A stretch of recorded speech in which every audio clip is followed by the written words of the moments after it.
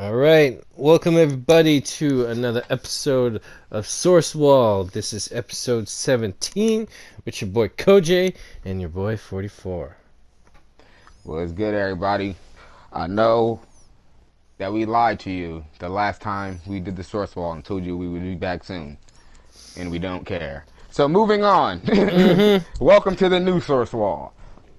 Hey, we have a beautiful intro. We got a new intro done by our good friend Corbin. I think it was one of his musical brethrens that he has. So, shout out to him. And we're gonna definitely be putting the name and all that in the YouTube channel and in the video. So if you are digging it, you feel me, definitely check it out. You feel what I mean? Hit up dude, get some shit off him. You feel me? Make some rap music, whatever. You know, maybe he can make scores too. I don't know. Seems like a very talented man based on what I've heard.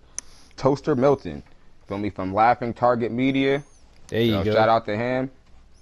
That's a pretty original name. I will give that. That's why it was hard for me to remember that. I was like, I knew it ended something with Milton, but I couldn't remember the first part. But yeah, shout out to him for sure. It's him and Corbin Phoenix. So let's go. Much love to Corbin. This new episode, since it's been like a month, it's usually like a month in between our shit. So we actually got a decent amount of stuff to cover. Like there has been a new trailer. There's also rumors. There's also rumors galore. You feel what I mean? All the scoopers and the YouTubers are, you feel me, are putting on their best journalist hats. You feel me? You put their best blogger caps and making it seem like they got all the secrets. So yeah, some of them are. I don't know. I almost don't even want to call them scoopers. Which ones are? We'll see which ones are true, which ones are bullshit, and which ones are clearly obvious. The line. But first, we'll start with the trailer. We got a teaser. So when you get anybody, you got a teaser trailer for Zack Snyder's Justice League, aka the Snyder Cut. You feel me? Shit dropped a few days ago. I think like about a day or two ago. They're already pretty much blowing up. Almost got 2 million views on YouTube. And I think that one's been rewatched more than the actual Justice League. You know what I'm saying? But yeah, I think so. I think this trailer has been watched more than the actual film itself that came out originally. Like the time put into watching this one, probably, I know for me, surpasses the freaking movie length of Justice League times a bunch. Like, bro, the torch that she's holding, that one woman is holding in her hand, surpasses the whole Justice League. That was that one object in this one 30-second clip. Classic adventurer torch that you would see in Indiana Jones and Uncharted, and any other Conan. She looks fine. And she looks like, in this scene, she looks like she can be a female Indiana Jones. Oh, let me stop now. Let me check, because then they're gonna start coming after us, calling us SJWs. They can come, whatever. But hey, man, like it is. Put a fedora on her, dog. Just check her out. You feel me? You never know. You might have the next Indy on our hands. That's interesting that you say that, because I imagine a lot of her adventures would be very Indiana Jones like, with relics and shit, because we know her in BVS that had mad money. She went around in style, places that Bruce Wayne had to catch up with her in. And in Wonder Woman, her office, that has so much expensive freaking her office is at the Louvre in Paris, and that's like, she's up there in the world. She had 100 years to save her pennies and whatever, but that's high class. That's very, very high class. It's like she's been around for a while, and she's been busy. Like, she's been. I think that's probably why she uncovered her own Sword of Athena. Wonder Woman can probably get her hands on all of those stolen artifacts if she really wanted to. Wonder Woman's in the back chilling with the Egyptian sarcophagus and just leaning on them and shit, like, yeah. I use it as a coffee table. Oh, damn, the disrespect. we don't mean that. We don't mean that. Yeah, we don't. But I'm just saying, she's established herself quite well in the world, and it's all for arts and history, and since she's from a magical world, that means something, you know. Yeah, I'm not gonna lie. Gal Gadot as Wonder Woman comes off like, Laura Cross big sister or some shit. Yeah, very much so. And I think that's fitting. It's very fitting. Yeah, very fitting. But anyway, I know we gassing up the Wonder Woman, so we're gonna talk about the trailer. We know. You guys are gonna talk about Darkseid? Yeah, we're gonna talk about Darkseid. Y'all don't love Darkseid more than us. We really love Darkseid. Hell, Darkseid's our boy. That's our Darth Vader, man. He is the biggest bad. The biggest bad. But in this trailer, this is a mural that we've all seen before that was originally leaked and put out there by the Film Exiles a while ago. So shout out to them. Huge shout out to Film Exiles. Some of you may not know that Fiona is also a part of the Film Exiles and everything. So yeah. So that if you explain, well, how did they did do that? Well, I just told you right there. So Bingo. Moving on. They in this trailer, actually a shot that was teased a while back when the movement was real young, that Fiona and Lupe, who I think is also part of the Exiles, had said that this was going to be not only the reveal trailer but also possibly the cover art for a Blu-ray release or some type of release, maybe even a poster or something. But so many years down the line now, 2020, as you can see, this is the first trailer, along with one of the first images that we've seen of the Snyder Cut, where it really got people going, saying like, "Oh man, is it real?" Well, this is one of the images that really got people believing, And in this image, you see, the blacked out Aku himself, Darkseid. You feel me? Like he got the mother box in front of him. Looks very, very, scientific and very well drawn. Yeah, like a lot of time put into it, not just because I've very questioned those little drawings in that little bar somewhere in Russia. That I don't think I could ever draw a box like that if I tried for 100 years. No. But in Justice League, I'm very questionable about the cave paintings there or whatever. I call it cave. Yeah, we're not talking about that. Yeah. We're not. But this may be the legitimate, original, time put in effort, ancient wall art to describe what happened many years ago that Wonder Woman happens upon and discovers. A lot of cultures have these, Greek cultures, and the Greeks pretty much got this from the Egyptians, and who knows where the Egyptians got it from. And there's also Mesopotamians and many different Arabian cultures also created murals like this, like to hold on to history so it doesn't disappear or anything or turn into dust. Like exactly, because a lot of Arab people were actually very keen on keeping history back in the day. Like they were Arabic people were very they was on that shit. You feel me? They kept a lot of good records, and they made murals such as this too. So this is just a great, like, you feel me, like, introduction to the character that is Darkseid that we'll be seeing more of later down the line in Zack Snyder's JL and in future films. But we go into, like, he has the spear.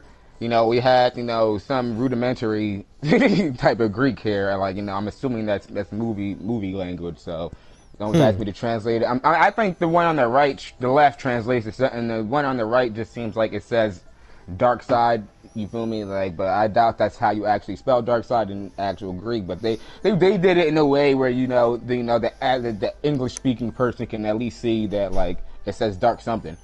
Mm-hmm. And it could be one of those Darkseid's out here looking like the blacked out Aku. Yeah. That's why he's blacker than he's. What's interesting about it? You got to peep too. Peep that Darkseid is actually blacker than the black background that he's on. Hey, you feel me? Like he's blacker than the blackness. You feel me? Like, because didn't they refer to him in Smallville season 10 as the Darkness? Yeah, and from what people have said about what's translated in this part is that it translates to dark side obscures God's light, which also goes into lore of dark, new God's lore, where that's what dark side does. He's pretty much the embodiment of evil. He's pretty much anti-God. He's anti-light, anything good that has to do with anything good. Like, if you even having good thoughts, he's against that too. Like, so he's pretty wicked. So we go forward a little bit. You see Wonder Woman. Obviously she's shook up. And I get why, because this is real aggressive. It's getting very aggressive. Like, she's looking at this. Is like, I don't know if I can handle this. I might need my sword and my shield. But, Most def, right? Yeah, and you get a closer look, middle way through, where a look of his body, where he looks fucking like alien ripped, Yeah, like very his stone physiology may be face. totally different, but very bulky and strong for sure, which I like, because he is another creature from another world.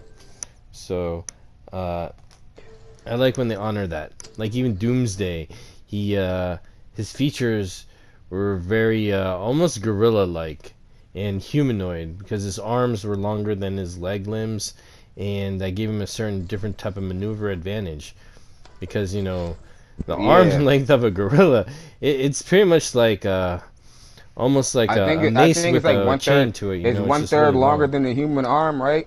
Something like that. It's just that he has his own anatomy, and that gives him a certain edge. Because if it's a humanoid versus humanoid, certain restrictions of arm length and strength and speeds and all that. But when it's another creature, that flips the game up a little bit, and I appreciate that. You are right, and it also goes in. That's why it's so good that they use Wonder Woman for this part and for this teaser too, because you see the look of menace in her face very strongly, and you have to also remember that this is a Wonder Woman that we were introduced to that was very confident and had a lot of bravado and seemed unbeatable to an extent. Like, based on how they introduced Wonder Woman in BVS, you can arguably say that shows she made, any damn meta-human shit they pants. Like, you feel me? Like, she's coming rugged, you feel me? I mean, that blade is sharp, you feel me? Like, so, yeah. And then you see her looking at, Dark Side, you feel me? And then she's looking at her like, oh, whoa, who is this guy? Because her blade was able to cut Kryptonian tissue, mind you. Yeah, she had the look on her face like, oh, man, I don't like that. I'm about to drop the dime on this nigga. Yeah, she's like, she feels the threat. And I like that because it looks like she's either recognizes it or hasn't seen it before, or both. Like, she recognizes this story, but never knew the full extent of it until she found that mural. Because who knows how complete her archives are at Themyscira. This could have been a missing piece that goes, oh crap, this is what Mom was telling me about. Oh shit, that kind of face. And that's good, because that brings a weight to the threat, which is what is needed when you have there's going to be some things that I think are going to carry over and connect plot-wise to where in Justice League they did have the part where pretty much since the Snyder cut is since the Snyder cut is coming out now, I can say the best part of Justice League was literally the part with the Amazons. That was the only part of that movie that I even remotely enjoyed. Cause I ain't going front. It was pretty sick, and felt like the most Snyder experience. Yeah, he came down hard. He came down hard, swinging and popping shit. He was talking cash shit. You feel me? Like, and I like that about a villain. I like a villain that comes around. He's talking cash shit. You feel me? You want to see, villains that talk cash shit. Go watch Wesley Snipes in a villainous role. You feel me? And you'll get an idea of what I mean. Like, so it's always good to have a villain that knows how to, to properly run their mouth. Like, and he did put the work on him. He did, and that was pretty much the only good part about that. And then that led into like, oh yeah, we had to tell Wonder Woman they shot the arrow. You feel me? And then that's how they contacted her. Like, so I think maybe this is going to be expounded upon in, like, like maybe even 5 times 5. They're probably going to find a way to contact her, and she's going to go on some type of some type of journey to collect info. You feel what I mean? Where she's going to have to figure out what's going on, and I don't think it's gonna be as quick as we may think. Like, it could just be like, oh yeah, she finds the mural, she goes in and she sees what happens, but maybe someone tells her where she needs to go, or somehow, some way she figures out where that room is. Mm-hmm. So clearly it's not in Themyscira. Like, I'm like, maybe she does go back to Themyscira. Like, No, I don't because know, but her attire doesn't look like it. Because in Themis, or it could be yeah. wrong. It could be wrong. Yeah, exactly. We just don't know We at this don't know, point. But and it I seems like not this is knowing. someplace in man's world. It does. Like, but and if the language is in Greek, then I guess maybe she's in Greece. But they move monuments and things all the time, so don't get it twisted. Like, you feel me? They move whole temples and monuments and everything. You feel what I mean? They move them all across the seas and all that shit. So they could have moved it to America or something. Yeah, who knows? They could oh man, look at this weird ass creepy, you know what I mean, mural of this alien invasion. Let's take it. Yeah, put it in my garage. Yeah, right. My Put it in my 12-car garage. garage. President Jefferson and shit. Oh man. But hey, we'll see how this all ties together. In Now, a way, but obviously the end of the trailer is Darkseid. We get to see Darkseid, in all his glory, coming down with the Armada. I know everybody's saying, "All right, we get it. We've seen the Armada a million times over now. Like, we get it." But Darkseid's here now in the Armada, and if you look ever so slightly, he moves a little bit. mm-hmm. He just moves just a little bit, like he's breathing or something. Like, maybe. And it looks like he's the type of warrior that would lead the charge. Like, his forces haven't even come out of them ships or anything yet. He's already there, and I like that. Yeah. And we also have seen these comparison clips hold on. Yo. Now that you say that, you are having a great point. That is pretty fucking cool. Mm-hmm. That is cool. Like, and it's way cooler than what. Like, they tried to gas up Steppenwolf when he was there. He was putting his arms up like, yeah, like doing all this extra shit. Like, Darkseid is just like, he just standing there. Yeah, all he has to do is like, and that's it. You're like, oh shit. You don't even move much, man. How the fuck did this nigga get out the shit before? Like, where did he come from? I know, right? Fuck. Like, they didn't. I gotta play that back. They didn't even land yet, and he's already out there. Like, what if he was on the Earth like Doomsday, just wreaking havoc, and then people got attention? They're like, all right, we gotta stop this guy. Let's gather our forces because none of us can stop him. And then all of a sudden he shows up with the Armada. Like, crap, it's gonna take all of us to take him out, and now he has an army. Shit. Mm-hmm. That'd be an intense story. That's like a super major flex. Because then you show up feeling you're going to overpower this guy who's taken an army to even stop, and then all of a sudden he shows up with an army. Then everyone's got to go, all right, shoot, we got to band together or we got to cower in fear and die. Yeah, I feel that. And those threats is what makes DC Comics. Those threats are what makes all the enemies threatening. That's the accomplishment. That's the hill to overcome. The enemies to overcome. Like, there's always this challenge, and there's this weird certainty in the Justice League where it's like, hey, if we just get together, we'll definitely stop it, as long as we have Superman. Oh, okay, cool. It's like they were overly chill. Because when something bad happened, like losing freaking a resurrected Superman, they're like, well, that didn't work. It's like, why are you guys so overly confident? It's so weird. Yeah. It's like you don't care about the gravitas of the whole story. But then again, we've gone into that. Jeff Johnson knows shit about story. Yeah, because, like you said, people feel like there's like two versions of all these characters, and it's either one way or the other, and I think it's time for that to come to an end. I think it's time for us to bring these versions of these characters together in a way that we can all accept and that it makes sense with the overall narrative. You know, I think that it was a great idea that Zack Snyder chose to blend the greatest and the best stories that fans love the most into one cohesive type of story and overall universe than just doing the run of the mill stuff or Superman represents hope and Wonder Woman represents justice and Batman represents darkness and it's like it's not really interesting anymore to do that. Even as a person like as much as I love Batman the animated series and the old Batman stuff and even the old Superman stuff that you know it's hard to keep the interest on it. Like some people can say that that's not the fault of the character, that's the fault of the reader being jaded, but at the end of the day, characters have to grow and evolve over time regardless. And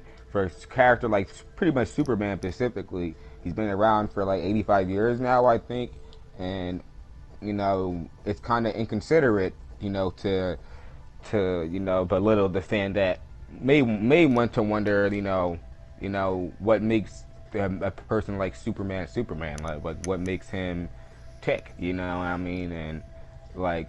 And because we spent so much time with these characters that it gets to the point that after a while that almost becomes one of the only interesting things left about them is them. You know what I mean? And and when it came to Superman, especially when Zack Snyder's films, that I felt like it was time to have that experience, that personal experience with Superman, and not only Superman but all these other characters. And because the way I see it is if you look at it from a perspective of I'm not to shit on any of the cartoons or the comics, but let's say if the comics and even the animations are kind of slightly watered down and sanitized versions of what may be really going on in these grander universes. Like when you watch Justice League U, and all the characters make the right decisions, and you feel what I mean, and it all wraps up at the end of the episode with the grand note, and you feel me, the points in their reasoning for their development makes perfect sense because it hits the right points every time. Well, that's all well and cool and all, but animation also in the comics too also leave out a lot of detail too, even really when it comes to even how the characters look. You feel me? If you take how Wonder Woman looks in JLU and take her backstory in JLU with Steve Trevor and all that, you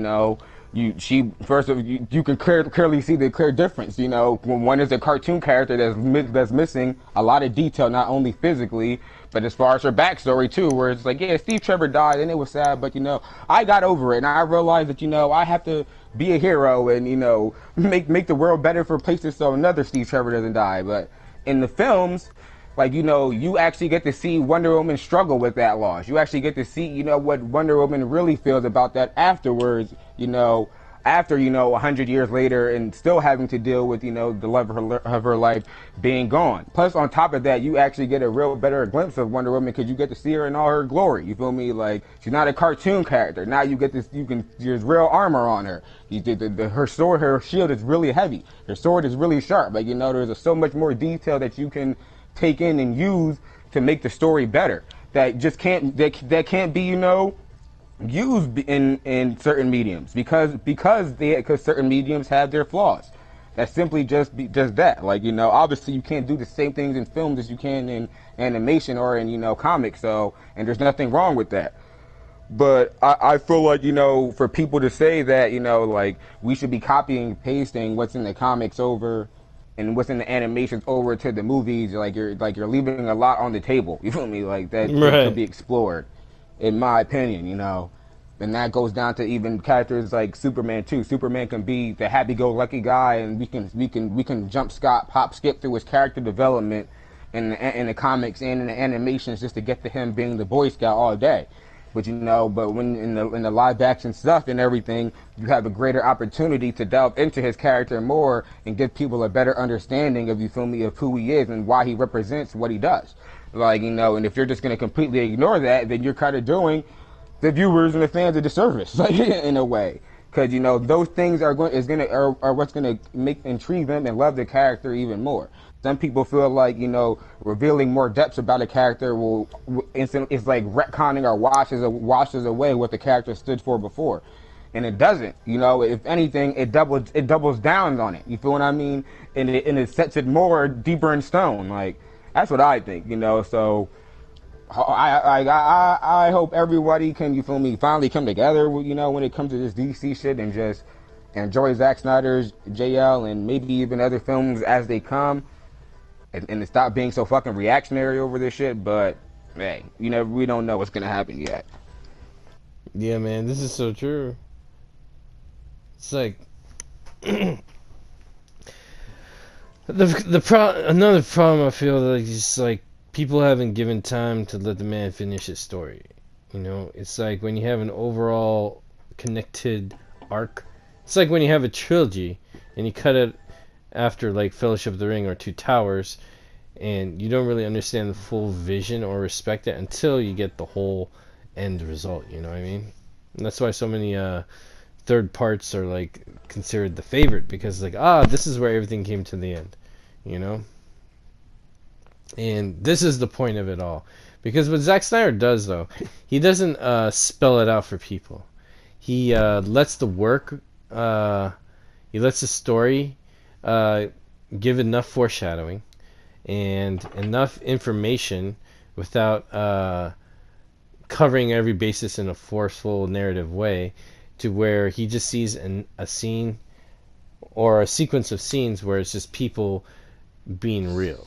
Characters being real, fictitious or not, fantasy situations, hyper realistic or ultra fantasy, whatever. Everyone's usually always being real in these moments, and they're just saying what necessarily needs to be said, and they go from there, and then the rest explains itself. You just gotta pay attention to all the details, and then he's the type of storyteller that when it comes to the end, then you're like, that's what the whole purpose was about.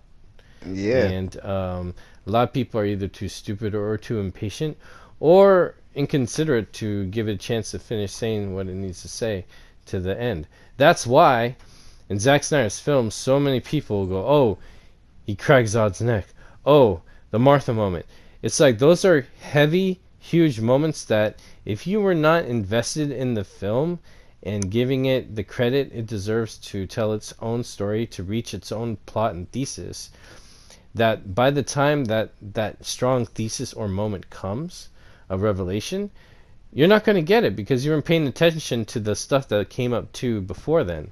You weren't in the trenches along with the story to go up to that point, that purpose, the reasoning. It's like you missed the whole explanation before you hear the final thought.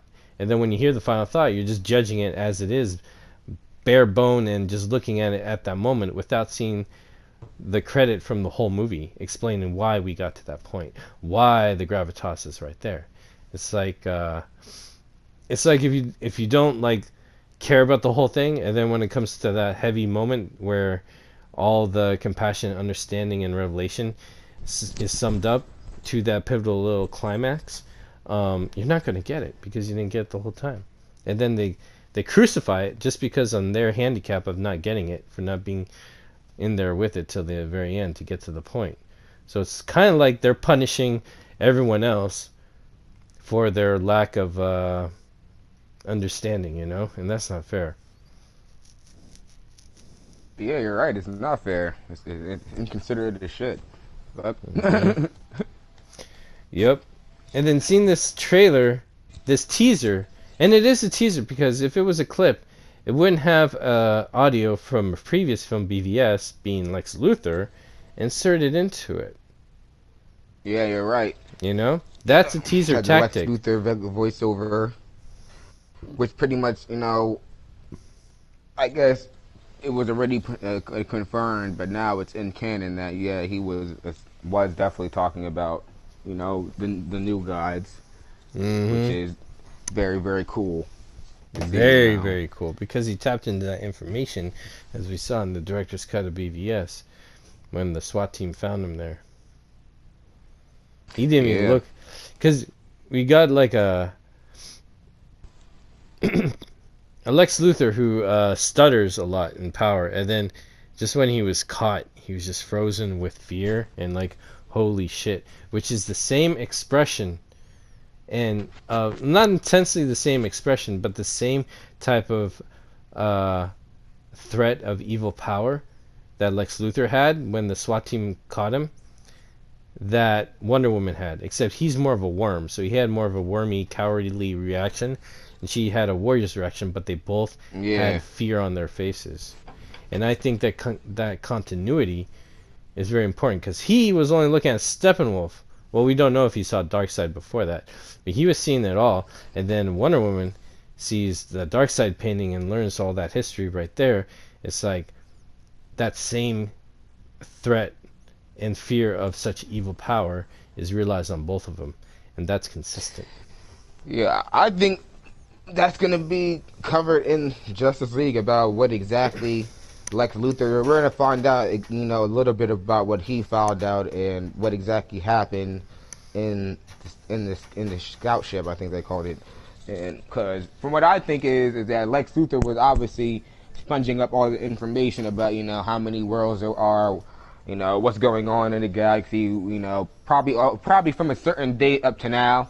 You feel what I mean? Like, you know, probably they probably let him know about certain power players in the universe. You know, everything that's going on in the Earth's place in it.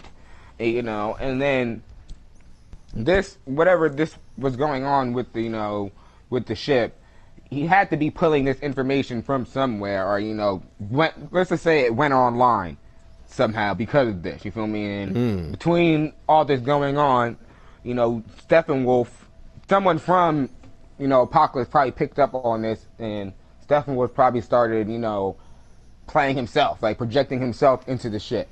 And from there, he probably just started talking like, you know, cash shit to Lex Luthor, saying like, yeah, I got you, and, you know, you're gonna do whatever I say, or I'm gonna fucking rape your face, and I'm gonna rip your limbs off, I'm gonna eat your soul. You feel me? And this is about to happen. You feel me? Like, you Mm-hmm. know, my people is about to run down. You know, with the armada. You feel what I mean? We got hella demons coming for your souls. You know what I mean? Like, and you're gonna set it up for us nice and smooth. You feel me? You see these three mother boxes? They call mother boxes. I'm about to bring them over here, and they're gonna destroy everything. You feel me? You're gonna turn the earth into my world. You feel me? And then this guy right here, a picture of Darkseid probably popped up behind him. Like, this guy right here, Darkseid, he's gonna be the new forever ruler of your planet. You feel me? Like, and while all this is going on, like, obviously Lex Luthor is shitting bricks in his pants. You know, for who knows how long this was going on. Like, he could have been talking to him for 2 minutes or an hour. You know, but by the time they Mm-hmm. holly to him, he was thoroughly shook. He was Very. thoroughly shook. For all we know, he could have dropped his holographic dick on his forehead. You know, he Yep. was thoroughly shook. He was still shook up into the point at the end of BVS where he's like, and they're coming. Ding, ding, ding, ding, ding, ding. You know? Because you could tell he was psycho, scared and freaky, because dude even had like snot coming from his nose touching his lip. And when people do that, they're either like hyper emotional with sad, or just, you know, hyper anything emotion. And he was hyper crazy madness. So, ooh, wipe your nose, homie. It's like, damn, that's serious. That's true. Yeah, so we'll see how this all ties up in JL. Lex Mm-hmm. Luthor will be having more scenes in this film. He will be in this for sure. So, and this is, with it being a Wonder Woman trailer and all that, this goes into how this can definitely be there can definitely be more character trailers, and this can be a way for them to, you know, since Wonder Woman 84 I guess was supposed to be coming out, but is, I guess, still the next DC movie to come out. This is a good way to, like, keep, you know, keep her in everybody's minds. So Mm-hmm. you can't say, you know, Snyder ain't holding it down on the Wonder Woman front, because he always has, he always will be. I mean, That is his Wonder Woman, the one that the comics have adopted as canon for the new iconic outfit, the one that's used in Wonder Woman 84. everything is that's Snyder's work. Everyone can thank Snyder for that Wonder Woman that we know now today, who is pretty much equal level of fame as iconic actor representation as Linda Carter's one. You know what I mean? It's like this is the patent current for sure Wonder Woman, the standard, you know, and that's Zack Snyder's. Yeah, in the People can long shit run, on she's him gonna all be they bigger want, than Linda but they're Carter. enjoying some of Zack Snyder's work. Same with, you know, the iconic outfit Aquaman or whatever. But whatever, you know. I like that they put it with Wonder Woman because, you know, we came this far to have that beautiful Wonder Woman movie that should have been done ages ago, thanks to Zack Snyder. Deborah Snyder too. Shit. Zack Snyder's DCEU gave us that beautiful Wonder Woman. And when I say beautiful, I mean it's like she hits the basis for everything that is Wonder Woman, I feel, you know? And I think I like seeing how he uses her in his stories, and, you know. Yeah, to me, I Enough feel like said. I feel like she's a good mix of the Wonder Woman from the comics and, like, you know, the late '90s, early Exactly. 2000 runs, and the Wonder Woman, well, early, to the O to the 10s runs, and Wonder Woman's from the animations. I think she's a good mix between the two. I haven't seen how she's gonna be in '84, but it seems like '84 is gonna lean too far in one direction, and for my taste. But I Same guess here, we'll just but see how whatever. that one turns out. Yeah. But But so still, far, I feel like she's been a yeah. very balanced in her portrayals, and she's very spot on to to the source materials. hmm Like, And Zack Snyder brought a hint of ethnicity to her. It's not just some kind of Western world acting like, you know, this ancient person from Greece, you know. He really yeah, brought that, you know, this is a person from a different culture, a different world, a different ethnicity, and it's not, you know, filtered into that American uh, yeah. I ain't context, you gonna know what I mean? lie. If I like that. I no appreciate that. disrespect, but if Wonder Woman was like an American or Americanized white chick, well, she's American, but like American like white bread white chick, Right. no disrespect, but I think it would be a little corny depending on the depiction. Exactly. So I Like think what Zack real, Snyder did I was think good, I and I think appreciate that. her You know, her coming from her a colored being family. not American was very key to the casting. You know what I mean? I agree Right? with that. It was what brought it all. It was what brought it full circle. It did, like so props to that for sure. Hell yeah. But with That's what's this, up. this is the first official trailer, so you can just watch this on repeat, however much you want, and apparently, there's gonna be a full trailer at DC Fandom where they'll be pretty much talking about, I guess, all the upcoming DC films, such as comics and the games too, and other properties. Like there's been people saying they're gonna announce the new Batman game. There's also, they're going to be talking about CW shows and maybe DCU shows. There's going to be Yeah. appearances from a few different people. Like Zack Snyder said he would be there along with, like I think The Rock said he would be there also, and like they're going to be covering like the Batman and Black Adam and Wonder Woman '84. Of Now, course, when they say they're the doing a Snyder Cut. big, yeah, when they say they're doing a big kind of announcement special, that's usually when they show that they're being really excited for the product, and they want you to get excited for it too, which is really cool. And especially when they're it's like the hottest thing in comic book movies right now for us, and I think in general too. And I even remember they had a 1 hour special on TV a long time ago. It was around BBS, and the first half hour was promoting the CW shows coming out. Then the second half hour, or it was the other way around, either way, was promoting the slate. The slate of Justice League Part 1, Part 2, Cyborg, Green Lantern Corps, Flash.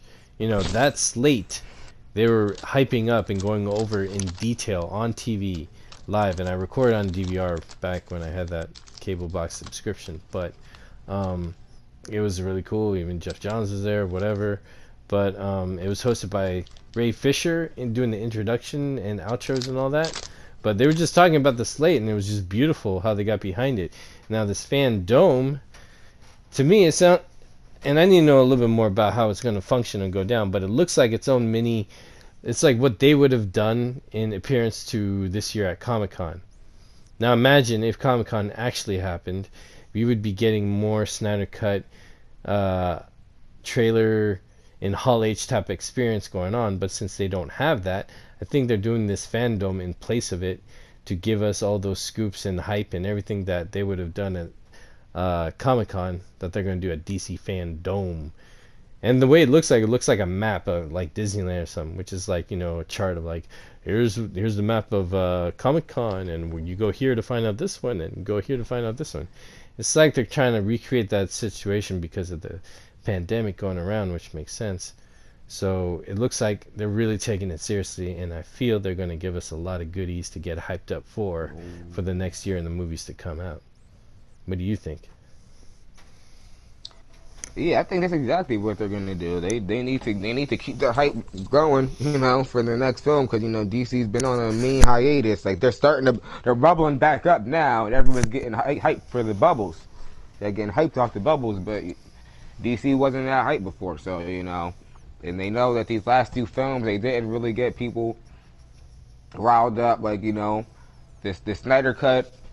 That's definitely brought things together for them where they're riding off the hype that the Snyder Cut has created to kind of push the other projects forward to make and get more buzz and press out of them. With that, if they have some interesting games that they're gonna announce, that would also just benefit the movies and the comics even more in those type of senses. So I think it really comes down to that. Also, they definitely do need to get all the films promoted like now and let everybody know like what they're going to be doing and what direction they're going. And they pretty much said they're going to be talking about every film that we know of.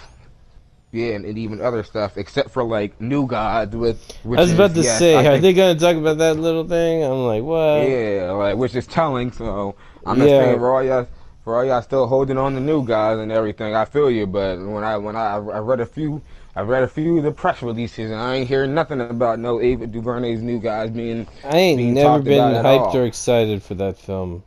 It's Yeah, like I a haven't package film seen that her should come bring up out anything ages about later. it.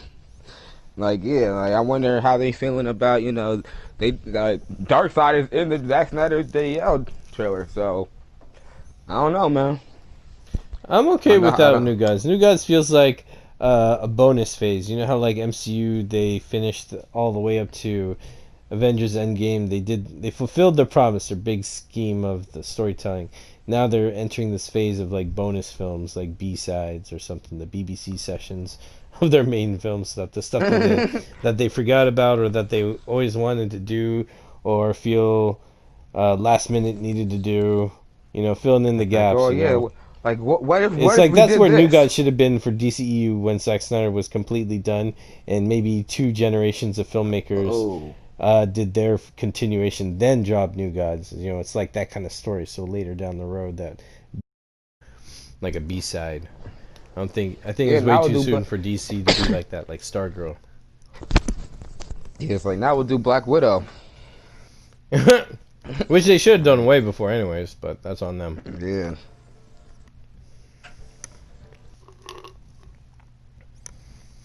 It just shows how important that character was in the grand scheme of things.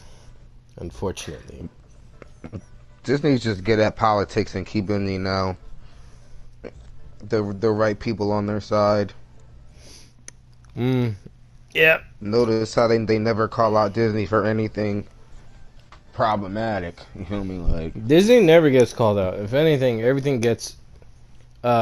And people were asking for a Black Widow movie too, and where was anybody saying like, "Oh, Disney is problematic for not making any female movies," and then when they make the Black Widow movie after the original storyline that everybody will probably love the most, is over, then it's like, oh my god, you know, Mm-hmm. they're making such big moves.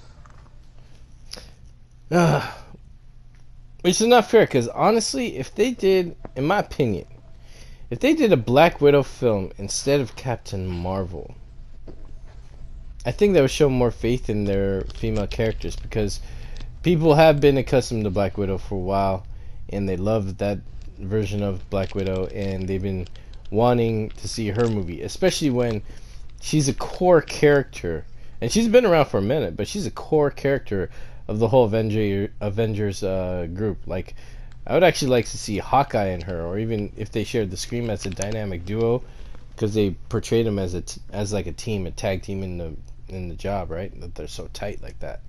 That would have been a great film to have instead of Captain Marvel.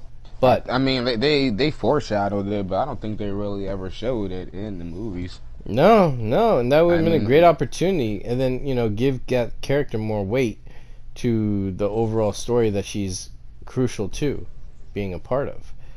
But I think it was just like, oh, we just want more. It came to quantity. But then again, like you said, no one calls him out, and unfortunately, everyone who is not Disney is criticized for being not up to that Disney standard, which pisses me off. what Disney standard fucking garbage? Making the film good. That's the only detail. Well, anyway, Ugh. more into New Gods. Do Yeah. you how are you feeling about this New Gods film and everything with Zack Snyder's, JL coming up, Snyder Cuts coming out and everything? I will And you be think, a little bit interested in it after Justice League, but before it, hell no, I don't care. well, it's definitely not coming before, clearly, but I mean, Thank God. is it even necessary at this point? It's like, I I don't don't think know. it is. Ava DuVernay never came off like she was doing anything that tied into what Snyder did. Like, so, and Unless she was also, hired to do like some origin tale of New Genesis versus Apocalypse, where yeah. it'd be so old in history that it's kind of like free range. It's Yeah. like it's like giving someone a job. It's like, all right, we're going to make you do a prequel of the prequels. What's the story about? The story is going to be about the colony of the parents of Shmi Skywalker, and Shmi Skywalker is going to be like 5 years old. There you go. That's your movie. Good luck. Do whatever you want. Okay, free range. you know, Yeah. that's like what New Gods was to me. It's like, all right, cool. Whoop de do. Nah, from what she said, it was gonna be. I guess it was gonna cover, the New Gods comics in some type of form or fashion, but I don't know. Like I said, Well, it it's doesn't. just weird to bring such a niche story to someone who's not that passionate about it, except someone who gets passionate about just having a job. Now, granted, a lot of directors get hired to do uh, uh, stories that already have so much history, and then they got to do their homework or not, and then we see Yeah, that and I feel like reflected. You know, I feel like that's why a lot of directors and writers they put a lot of their own like too much of their own politics and beliefs into certain materials because they don't really have much to go off of.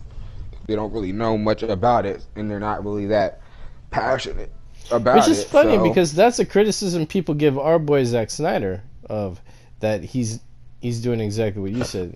He's not into it, really, which we feel is totally different. Yeah, how people are always saying that he I doesn't don't think understand that's true at Superman. all. No, no, I don't think it's true. No, But that's the stupid people thing. They don't understand yeah, but Superman that's because what stupid Superman people isn't say. Is smart what I'm saying. anymore. Like retards. Sorry for That's being. that's what the Oh. Bobos say. uh, Sorry about that, but it's unfortunate but true. ouch. But we know what you mean. It's like it's weird because ah, like what we said before, we're DC fans, and the reason why we like Zack Snyder's film, he's focusing on the core elements of serious gravitas and character focus that we have given the characters. And then I feel like the people want DC in its like stereotypical niche that even the comics don't reflect, and it's just like stuck. And then Zack Snyder does um, do some actual hard work and effort in the vein of DC. It gets And not, criticized. not just that, Nolan has made some good films too, and And he's taking so more liberties than Zack Snyder, actually. Zack Snyder's choices were actually, I feel, more comic driven. In fact, I feel like he gave us like a Batman Returns universe with a better Superman.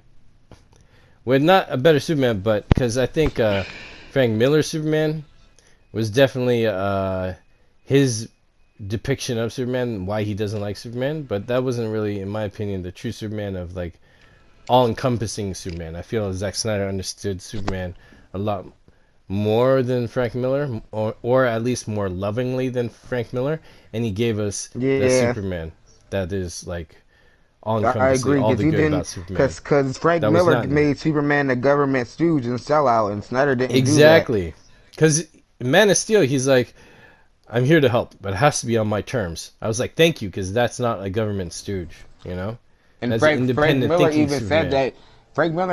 that he liked Snyder's portrayal of Batman and Superman, and pretty much the Batman and Superman conflict in his movie better than he wrote himself, Mm-hmm. because he acknowledges that he wrote Superman as like a stooge, and And he was right, because you at the know time, Superman was very stoogey in his behaviors before, up to that point, and I could tell that was probably Frank Miller being, yo, I'm sick of Superman being like this, and this is the extremity of what he's going to be like if you keep writing him like this. Because after Dark Knight Returns, I feel like the Superman yeah, you're stories that right, came because out, Superman he was was supposed to more and represent more the fleshed fascist out. character. Mm-hmm. He was the fascist one in Batman Returns, and Batman was anti-fascist. Technically was an anti-fascist extremist. You feel me? And Mm-hmm. Superman was pretty much portraying a fascist type character, or at least an archetype, a representation of fascism. You feel me? In a sense, so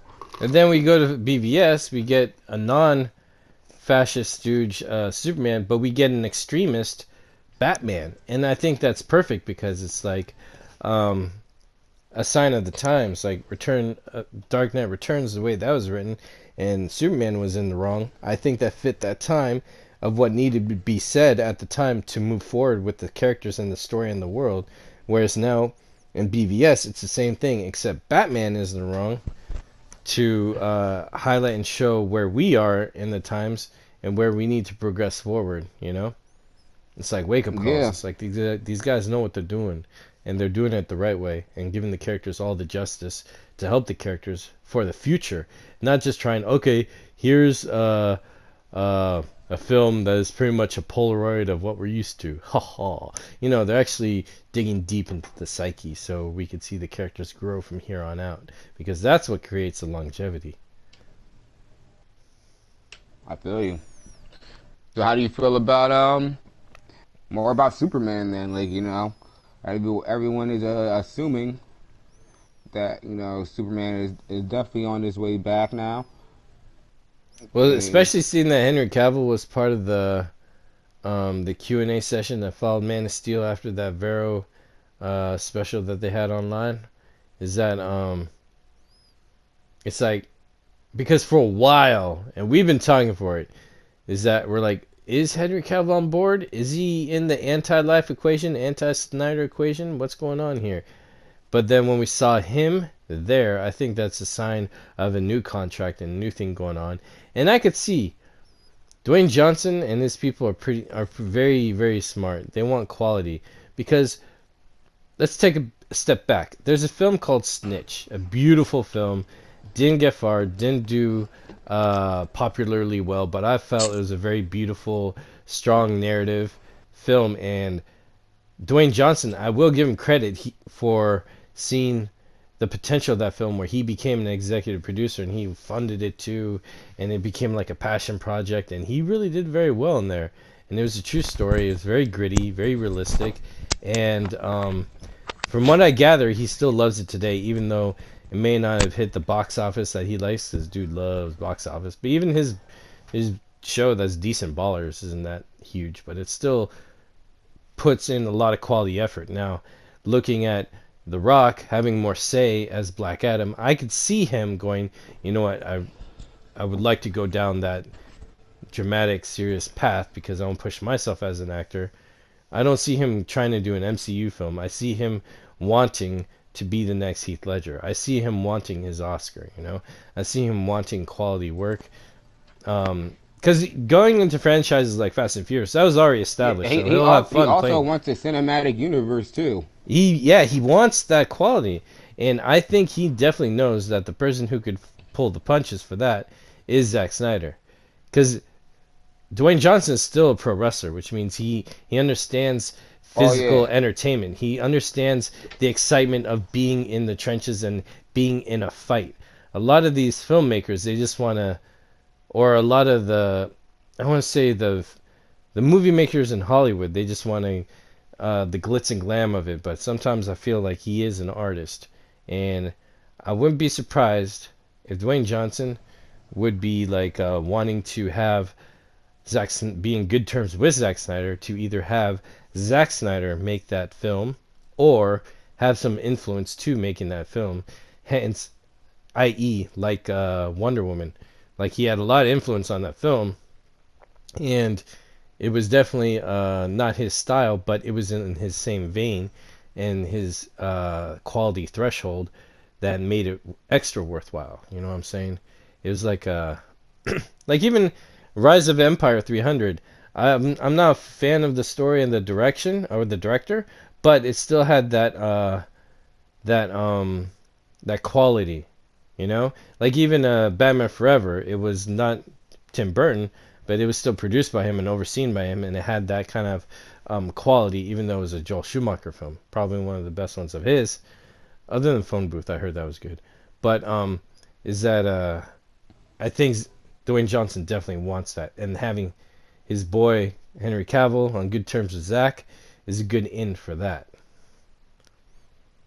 All right. First thing I'm gonna say, we're both gonna have to apologize to Dwayne Johnson because I'm not gonna eat crow by myself. You know, but you guys may not know this, but we thoroughly went in on Dwayne Johnson on one of the podcasts, you know, not Oh too long yeah, ago. yeah. I'm still skeptical on him. I'm still mad at him for hitting McFoley too hard back in the day with chair shots. But you know, he's not perfect, but I'm just saying. Uh I But am a yeah, little skeptical on that guy we'll too still sometimes. He is yeah, that just because he may have like good qualities doesn't mean he has some bad qualities too, just like everybody. It just which okay. direction is going to go in. Good quality or bad, we shall see. I'll renege for now, you know. We'll renege for now. I still think it was some bullshit how he let Missing Man. You know, I'm not even gonna go into that. Honestly, I'll renege for now. So, with that being said, you know, apologies to The Rock and for going in on you so heavily, but No, I'll yeah, still this go could on work. in him, man, because he turns his back on certain No, because communities, dog. I'm gonna say some good things. Yeah, yeah. Like All right, go. you know, Either way. if this could work out in his benefit and in the benefit of the fans, you know, in the sense that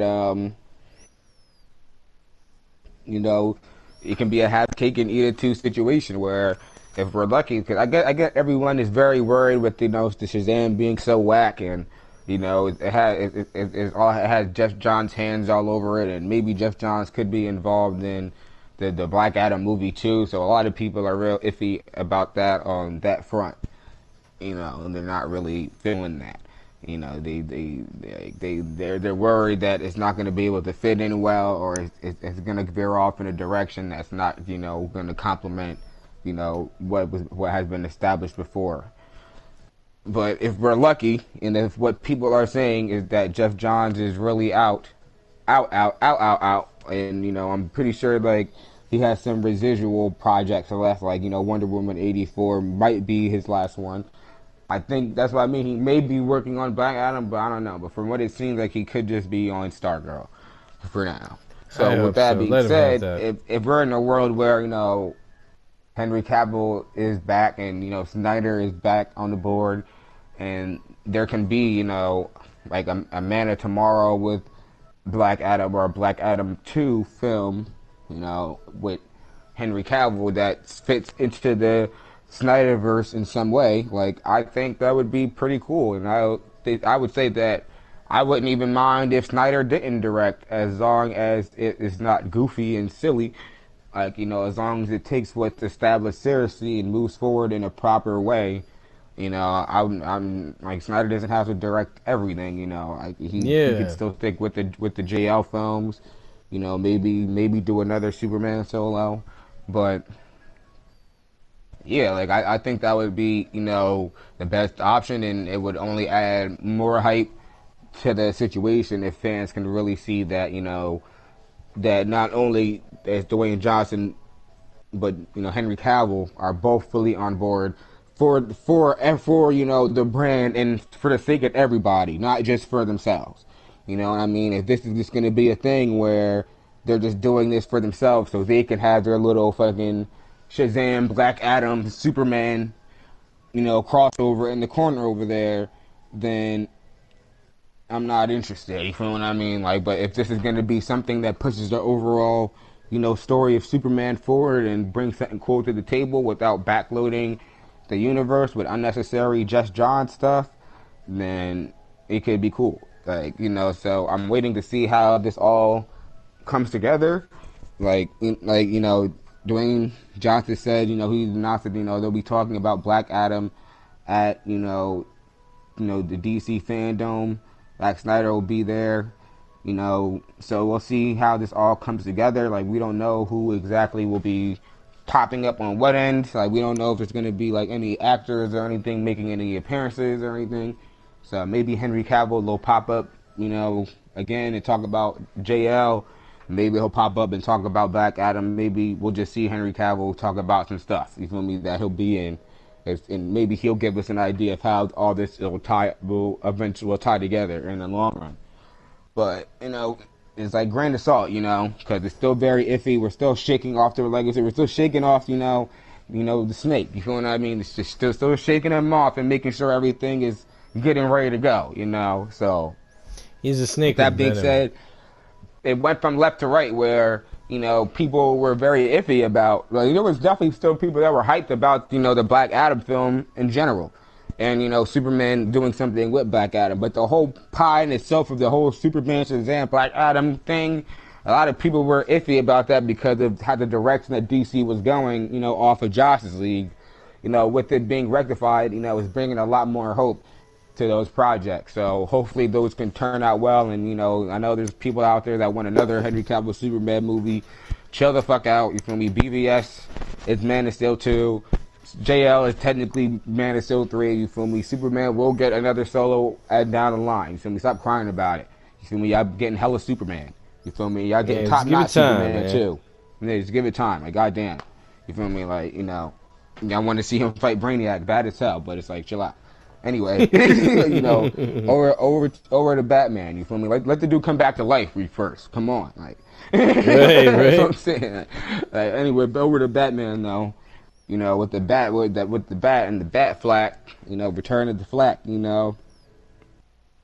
There's just pretty much been a lot of buzz around it. People were talking about this for like 2 years now. That maybe not like a year now that, since Batfleck quote unquote officially left or stepped down, like, they're saying, like, if the Snyder Cut were to come out, and there's a higher chance that Ben Affleck would be willing to come back. And, this ball has snowed very large at this point because, it started off with rumbling. It's like, well, are Zack Snyder and Ben Affleck even cool? Are they still cool right now? And then we got the answer to that, which was yes. And and then there was question is like, well, does Ben Affleck even like really care about the DCU or DC or Batman? And the answer to that is yes. You feel me? He actually really does love Batman a lot, and these characters. And the next question is like, well, does Ben Affleck give a shit that they made him look all shitty in fucking Justice League? Like, they fucking ruined his Batman. He's the greatest Batman. And I think he gives a shit. He's a fucking executive producer on the Snyder Cut. He kind of did care about that, and that was also one of the reasons why he decided to, step away from, making the Batman film, and even, in some sense, Because giving up the cowl. because I would definitely put my money on the reason of him leaving the Batman is his story of the Batman was along the vein of our warehouse fight Batman, and the company was going to go in the direction of was probably in the direction of Justice League Batman. I mean, that would piss me off to leave a project so passionately, you know what I mean? And Yeah. and to have leave a project where, oh, you're going to do Justice League Batman type of film, and then you take that production and then you just force resurrect it into the Battison. That's another reason why I'm not really too hyped on Battinson, because it's coming off of that But yeah, we'll creative we'll get indifference in we'll of the get into Batman, you Battison know? though. We That's don't why I when, think the let's return not of mix the two Batman is Batmans. legit. The return of Batfleck is legit because we have this little rumor from certain individuals who are not Snyder saying that there's a web series situation, and then we hear this thing of Leto, Joker, and Destro coming Yeah, back that's with what more I mean. But Batman. That's what I'm seeing the there's been series would rumors be and people about. talking about this anyway, Batfleck. because Ben Affleck was promoting the Snyder Cut. He said to release the Snyder Cut on Twitter in November 17th. Even before that, Mm-hmm. people were saying that he had good things to say about Snyder and all of that. Like it was a long build up, but he was slowly revealing that, because even before that, people didn't really believe that. A lot of people didn't really believe that he was out anyway. I didn't Mm-hmm. believe it. You feel me? I still don't believe he's out. Even when he said it on Jimmy Kimmel, he's like, "I'm not Batman." And he's like, Jimmy Kimmel's like, "Yeah, you're not Batman, man. It's over. End of an era." And he's just sitting there like, "Okay." Like, and I'm sitting there like, "What the fuck is this?" Like, That am I could be supposed to just take Jimmy this Kimmel seriously? on some Jimmy Kimmel. Yeah, like, were we really supposed to take that seriously? Like, no, we weren't. So, like, it's been a lot of rumblings of will he or won't he return for the Batman? Here's how I think he'll return, I bro. think he's returning for Zack Snyder's JL. There's Yep. at least one thing, you feel me, that needs to be shot with Batman. You feel what I mean? And he's Batman, so you can already say he's coming back. And look If at he's this, gonna bro. be Uh, Zack Snyder has all the, because when we were on Go Deep with Vinaldo, Vinaldo brought up a very very good point that Zack Snyder has all the resources he needs to make his own films, like his own studio team. Da da da da da. When you see making a film, what saves money and gives you power is when you have, oh, resources, not yeah. power, but yeah, And resources to make your networking. own. Resources Like and networking. freaking If you Tyler have the people Perry. to actually do the jobs, Yeah. you can make a movie. Yeah, like Tyler You can Perry. dead ass. He You has can his be the own best film director studio. in the universe. But if you don't Hmm. have nobody behind you to make the damn movie, you're gonna be a director without a crew, motherfucker, without a studio, motherfucker. So how are you Exactly. gonna make this movie? That's me. I have no studio, so I'm trying to scramble to make my shit. So if I was like Tyler Yeah. Perry, who has his own studio lot, he can make as many Medea movies or whatever he wants because he has his own All resources to do day. that. Now, Zack Snyder has his own resources and he knows how to use green screen seamlessly. Like scenes that we didn't even know needed green screen or look like they need green screen, has green screen that he did, and he pulls it off very nicely. Now, you look at Gotham. Gotham is a city. And what's a city? It's like a bunch of warehouses, alleyways, streetways, all these small areas that you can manipulate and shoot around green screen wise, Sin City style or anything. You could do a lot of sets and you could do a lot of that on a studio without traveling far. And, fucking Zack Snyder's in Pasadena. Ben Affleck is somewhere in LA, I think he is, right? I forget where these people live. But yeah, Hollywood is right there. Bam. You could just drive to set, drive home, have a Monday to Friday job, and then smash this out. Now, why I think the web series thing could be good for the Batman or Batfleck is check it out. If they really do want to have a Mandalorian, what is a Mandalorian? A bounty hunter. What bounty hunter? The Boba Fett bounty hunter. What is that? A badass, a rugged type of character. Someone who has no powers, has just tech and gear to get the job done, and is really down to earth, adventurous, and known as a badass of that universe. Look at Batman. He has no powers, bunch of tech. He's known as a badass in the universe, and you follow his adventures. It's the same template, and when you can have the resources to make that with enough money, I think the Batfleck would be the answer to web series wise for Snyder Cut, along the vein of Mandalorian, and it would be fresh, and it'd be new, and it's something you can continue. See, if you make a web series off of a movie, that's just cutting a movie up. That was never meant to be a web series, and then when it's done, it's over. You can't do a season 2, season 3, or season 4. But if you start something as a web series from the beginning, you have the opportunity to add on to season 2, season 3, season 4.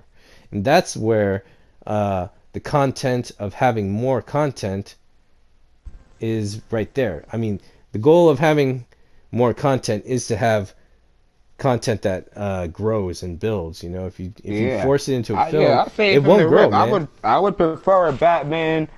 I would prefer a Batfleck TV series over a Batfleck movie series at this point. Like, Right. Same here. Like at this point, 'cause with everything we've been I know through, that's a I good know Ben answer. Affleck is in it. That shit is gonna be quality, bro. Like, dude, like anything Ben Affleck is in at this point is gonna have money behind it. It's not Yeah, gonna be because we no see rinky Anna rinky Kendrick on dink that anything. fucking HBO web series thing. It's like 3 episodes of one movie, but then when it's done, it looks like they could do a season 2. But with a film that's already done on a cinematic Lord of the Rings scale, it's a lot harder to do, man, last minute, especially with actors that you've contracted to be on a film from the beginning, actors who don't really contract to go on web series from the get-go automatically just because you have it. That doesn't work like that. You have to sign actors up from the beginning and cast before doing either a web series or film, because some actors don't even do web series or film. Some of them don't want to, even though it's SAG-AFTRA or together. It's just that, uh, I think that's the most realistic thing to do, is to start from scratch, or just create that Batfleck web series, boom, right there, because you have all the resources to it, and you got people hyped about it already. No one wants to see Justice League cut up in parts. I saw my boy Maldivian Superman. He posted something on Instagram saying, "What would you guys like to see, Justice League as a film or series?" And I think it's like 99% to 100%. All the replies were all film, film, film, film, film, film, film.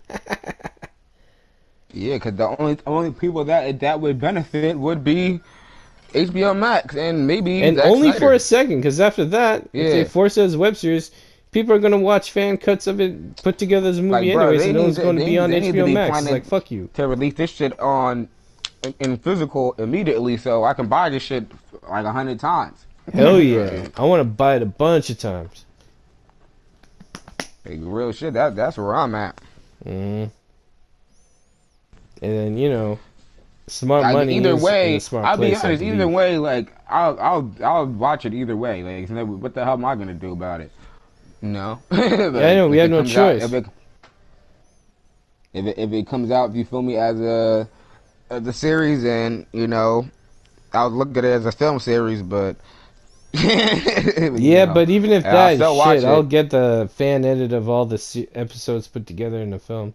And then I won't, if that's the case, and then someone puts that as like a file for free, like all the other fan edits of just Justice League as cut up better by fans. I've been watching that forever. So if someone does that with Snyder Cut, then shoot, I'll have my file of all the episodes put together as a film. I'll cancel my subscription to HBO, and then just watch that, and I'll be good.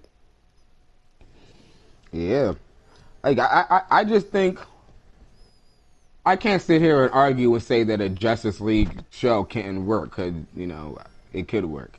But it's like, dude, is that what I want overall? No, I would rather, because I'm a film head, so I would rather Right. just watch the whole thing all at once, Exactly. even if it's 6 hours. I'll be like, well, time for me to get ready and set up this whole day to be sitting here watching this movie, Mm-hmm. and that's what it would just be.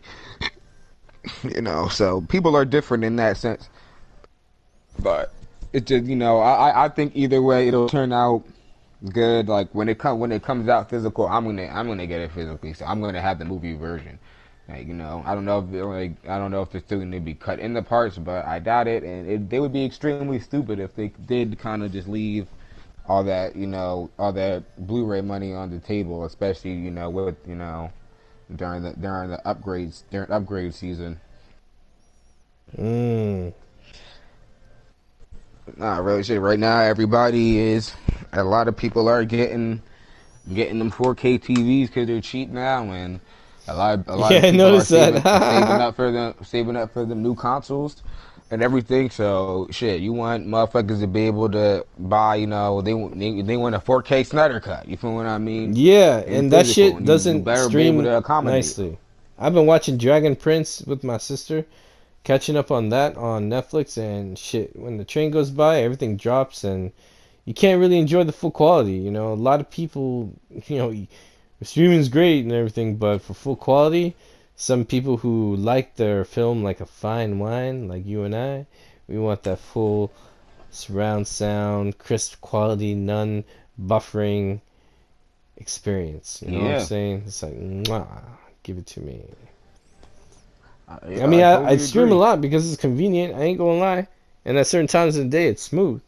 But when I need I that stream moment all to the enjoy a time. solid film that I'm invested in, I need hard copy. You know what I'm saying? That's the best way to go about it. But yeah, when do you think this thing will be out? A lot of people are I'm saying March thinking, 20 something. I forget where they got that yeah. number from. I think that's the birthday of the guy who created the Justice League or something. I think it's gonna be early 2020, like It has to first be early quarter. 2020. Because usually when they promote a movie really hard, they do it for about a year's time, a year span. So we got the news, or less than that, maybe like the time it takes to be pregnant with a child. I think maybe. So I think we'll Hmm. probably get it around I'd uh, agree with that. Like 9 months from now. 9 months. Like how come usually we see like a fucking dope ass trailer in like October, and we're like, dang, this is cool, and then before they say when it's released, you're like, oh shit, when it's released, and they say summer of next year, and you're like, fuck you guys, but then they stay to it. Yeah, I think yeah March. I would just say even February. You feel me? Because I I like to would just put it love it out there on. a little bit earlier. But that's the same frame I was thinking. That's just gonna be out early next year. It'll be out before the Batman for sure. Mm. The Batman ain't coming out until late 2021. So like they are like I think mid to late 2021. So and they're not gonna push back this film to benefit any film. You feel me? Like so I don't know when Suicide Squad 2 is coming out, but I think that's coming out afterwards as well. But the only film that the last one to come out before this is going to be Wonder Woman 84 though. Like if Mm. you're feeling on checking that out, go for it. Whatever. You feel me? Do your thing. For me, after that, we'll be getting the Snyder cut, most likely. That's what I think. We'll probably get more teasers in between. Probably a fan teaser here and there. I mean, a character teaser here and there. A different thing. I don't maybe, because there's still like what's today's date? Today's date is June 21st. Yeah. So boom. It's still like yeah, pretty much about 2 months away, man. I think. Mm. Yeah, generally. So they have some time to drop like a few more teasers if they want to. Like I'm good, honestly. I don't need to see another teaser. I'm good. Yeah, I don't even. Before this, I Yeah, was good, but in reality, I just needed to see like 1 second of this shit in action. shit. I'm super And that was sold. I'm double sold, yeah, triple sold. I'm yeah. I've been down. yeah, I'm down. You feel me? I can wait till August for the trailer. I'm chilling hard. We in there. You feel me? You did. We in there. Like We I'm definitely not in there, worried. Like bro. Because so. for me, I'm also at this point where I see online someone's like, "Here's what you're gonna see in the Snyder." I'm like, man, I don't even want to know what your predictions are because me, I don't want any spoilers. I mean, for this long time, uh, all the Vera posts by Zack Snyder were showing us that there's way more story than what we were manipulated into believing was the deal. And that's what I wanted was proof of it. Now that it's on its way coming out, now that we've told everyone, yo, this is the truth, and now everyone believes. Um, Now I'm like, I don't want spoilers, you know, and to the point where if it is the horrific releasing episodes once a week, I'm even, it took me shit, man. We've been fighting for this for like 2.5 years, and since it's coming out next year, I'm gonna say we've been fighting for this for 3 years because we're still fighting for it. Because we saw some people post like crazy videos saying, "Yeah, it's stupid. You guys, all the anti-Snyder cult people. You know what I'm saying? People just still have that prejudice that his stuff sucks. They're still coming at us. We see it on Twitter. We Care Bear stared that one fool, right?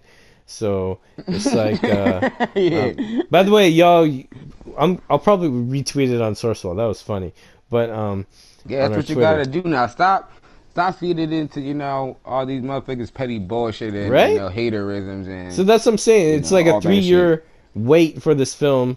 I could wait for all the episodes to upload, and then I'll see it all as a movie.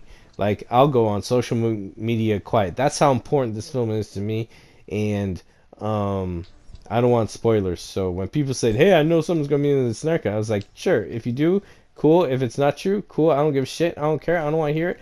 I want to see Snyder's film for the first time because the most beautiful part about Man of Steel was that I just had wonder going in. I didn't have any expectations except that I was hoping that the character would be treated with passion and care, which I felt he did, and more. So I was very pleased, and I want that type of thing going in. Same thing going into BVS. I was not sure what was going on, except I had a feeling that they would kiss and make up and unite against a greater force, because almost every versus comic book and situation is like that. Like they meet head on and then they team up. You know what I mean? Spawn and Batman, same thing. But um, I already had a feeling and knew that Doomsday was going to be in, so that was a little bit spoiled for me. And that spoiling, I wish never happened, because I would have enjoyed it more. So for Justice League, I'm definitely going to be just more like, I'm going to let Zack tell me what I need to know and go from there. I'm not going to listen to any motherfucker, because every time I listen to the motherfuckers, they always come up wrong or I get lied to, and I don't like that. In accordance to what happened to Zack Snyder, you know what I mean? Yeah, I feel that. Yeah. It's like baseball, man, or wrestling. It's like a 3 count, 3 strikes, you're out. It's like first strike they failed when they said, "Oh yeah, Joss Whedon is like fixing it." Boom, that's a strike. Then it came out and they didn't release any director's cut, so that's strike two for this whole like situation. And if they screw it up a third time, I'm done. So they still can fuck up, in my opinion, and I don't want that. Yeah, I have to agree. They're on their last strikes for sure, Mm-hmm. So this is and the last time they could win me over forever.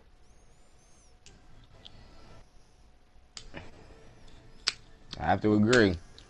This one got to be in the bag. Mm-hmm. It does. I'm very hyped for the film, and I've never really been a guy where like I don't really care about spoilers that much unless it was supposed to be like a big surprise or anything, and that's the whole thing. Like I feel like a lot of people like want to pretend like they know exactly what's gonna happen in this film. Like, oh, I got the inside scoop on this Snyder cut. Like I said, there's a lot of people. You feel what I mean? And, a lot of people that try to claim like they're master Snyder cutters and everything. And even though we pull up a lot of y'all background, a lot of y'all used to be haters, and you feel what I mean? Right? And lames and everything too. But it doesn't matter now That because 40 the cut's cult. coming. Yeah, so it's And here's the thing with that. When people are just so hyper on the scoops and content, it makes me feel alienated to them because I'm like, the beauty is of a song is listening to the music, the whole piece and enjoying it, not just like oh, it hits a chord at this moment. It's like when people care about such details and stats, I'm like, are you really caring about the actual story, or you just want to be the first to say something and predict something that came true? You know, then it turns into a gamble, and you're in Vegas and gambling on who's right. And I don't care about that. I want to care about the contents of the story and the wonderful, beautiful of the experience of uh, experiencing the story being told to you the way it was meant to be. And uh, that's an all-encompassing thing, and I don't think getting hyped for "ooh, I was right about this," you know, it's just like it feels like you're removing yourself from being immersed into the the film, and that bothers me. So yeah, that's not my cup of tea. I feel that. I agree. I think it's obvious at this point that there are people in part of the movement that are here for the grassroots experience and to mingle and to help build the groundwork for this fandom, and then there are other people that are just here to help promote their brands and help build the brand work, the groundwork for themselves, like and how they can like benefit off of this and everything, and you can however which way you want to do it, it's fine, but I know which way is right anyway. So Hmm. it's really no skin off my back, regardless. Like like like even at this point, is I do, like maybe I've been into this Snyder cut for too long, or just into DC stuff in general for too long. But like these news and these scoops, I don't even click them or really look at them like that. Like you know, I just even some headlines, I just retweet or like shit just because it might just have a good headline. You know what I mean? Like that ass. Like I already know like 99.9% of this shit. You feel me? I do. Like Hmm. none of this is a surprise to me. Like All right. none of it. I like to like and retweet anything that interests me or entertains me, or even if something I'm not entirely sure about but catches my interest. You know, it's just whatever.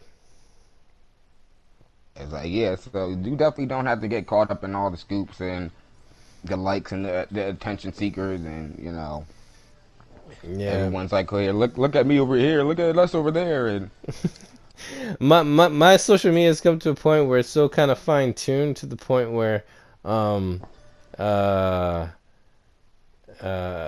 it doesn't I don't really get on any stuff I don't want to see unless I have to look hard for it. yeah, And and what's I funny feel is that. like not interacting with certain scoopers that want my attention. I still get the same information as fast as everybody else, so it's not like I'm losing anything. Because there's too many people on Twitter now just acting very disingenuous. You're not genuine at all. Like a lot of y'all as soon as the Snyder Cut was announced, day after they started showing y'all true colors and everything.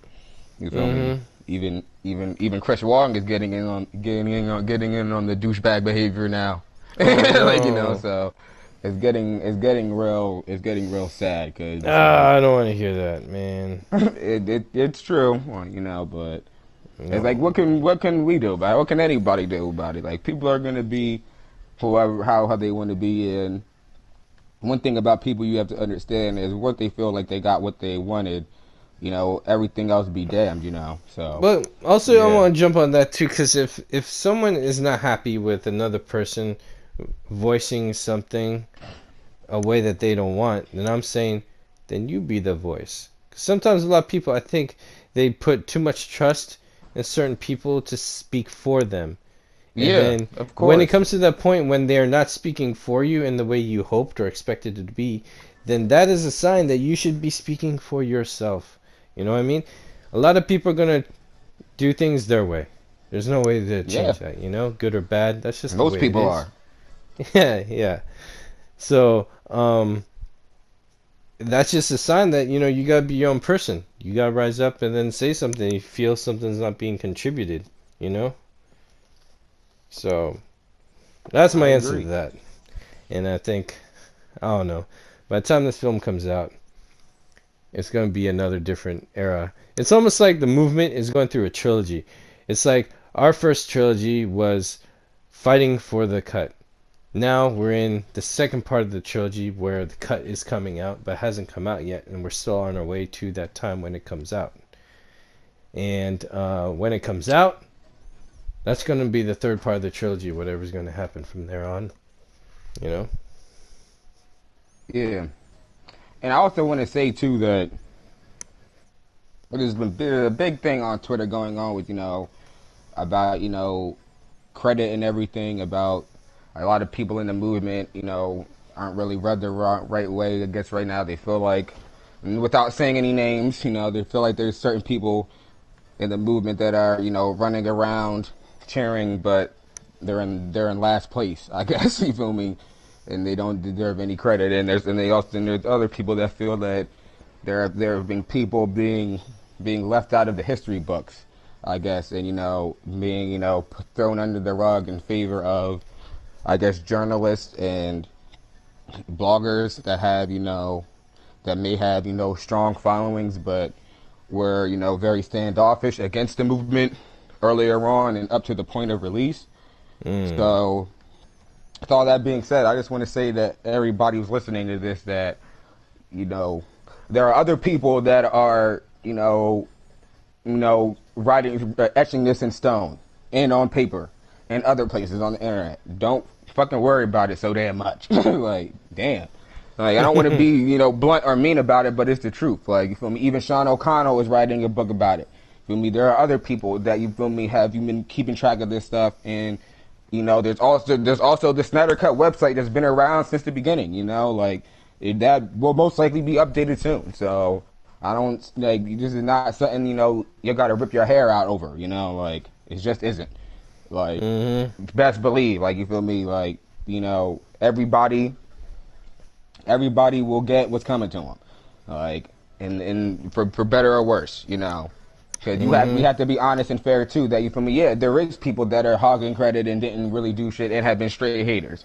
And also on the other end of that, there are people that have done a lot but also don't want the attention.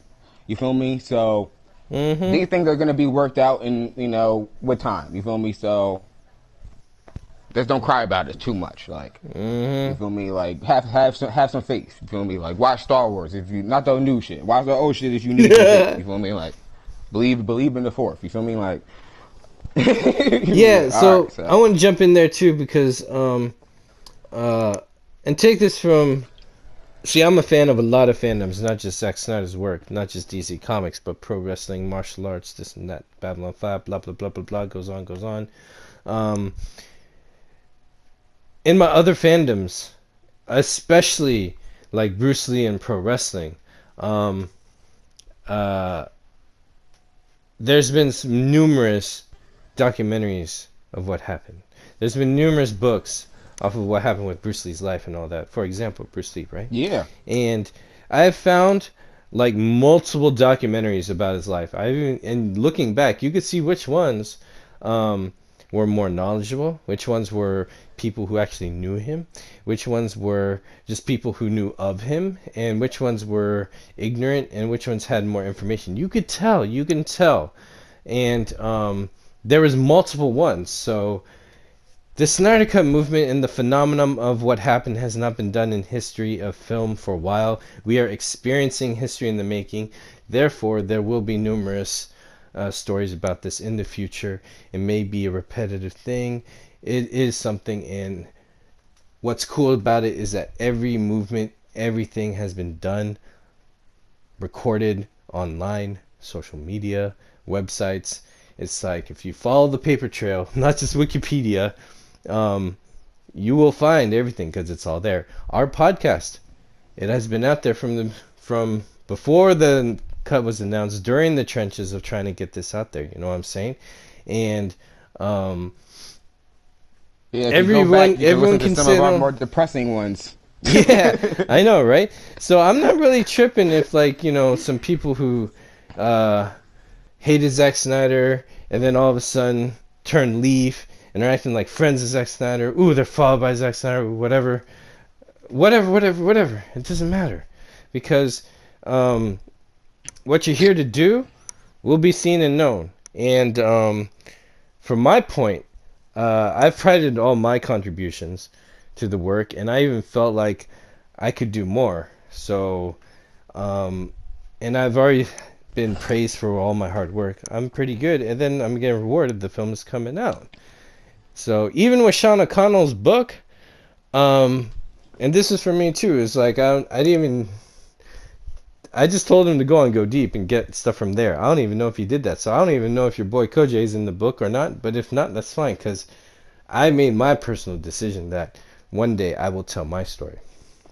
I feel confident that what I've put out will be known and asked upon in the future. Or if not, I'll just make a book myself. I just feel like I need to tell my story, and I feel Snyder Cut is personal to me to do that. Now, why I'm bringing that up, not to boast or anything, I'm just saying that there's multiple ways that this story will be known. There's multiple ways the story will be shown, and there's multiple ways you can voice and make a difference even today. So the thing is, I see a lot of people in the fandom making the mistake of being impatient. Impatience is what got us in this mess in the beginning. Impatience to not see the full vision of Zack Snyder's story played out. The impatience of not getting to that end result. That impatience of not getting what you want. It's like, you got to be patient. This is a process. We're baking a lot of food here. We don't want fast food. Don't treat this like an MCU thing where you got to have results today. No, you got to work hard, build for it. It took us 2.5 fucking years to get to this point. It's like, come on now. It's like, I feel like people just want to have some resolve sooner because we've been a lot of stress fighting for this, and again, just a bunch of ambiguity. And then we get the film coming out after all these tiny wins. It has been stressful, I know, but that's just hard work. That's how life is. You gotta work. You gotta put in hours to get your diploma. You gotta put in hours to master a craft or an art, and then be tested and win that black belt or whatever. It's like, this is how life works, and you gotta work at it and not complain and actually do something. And the cowards, they'll be known. Cowards only thrive for a short time. And I want to give a quote that I like, that I saw on Facebook, that I think illustrates Zack Snyder. And it makes me feel better because I'm really hard on myself. So maybe it's a sign that I'm doing the right thing. I don't know. But there's a quote from Robert Hughes. It says, "The greater the artist, the greater the doubt. Perfect confidence is granted to the less talented as a consolation prize." So, take that word for word. And when I say artistry, there's two parts of artistry, and people misinterpret it. The artist creates art, but people who think that they can't create the art are not artists. No, you are an artist when you can appreciate art. It's like dance cannot be completely realized and enjoyed without the audience. The audience is part of the art.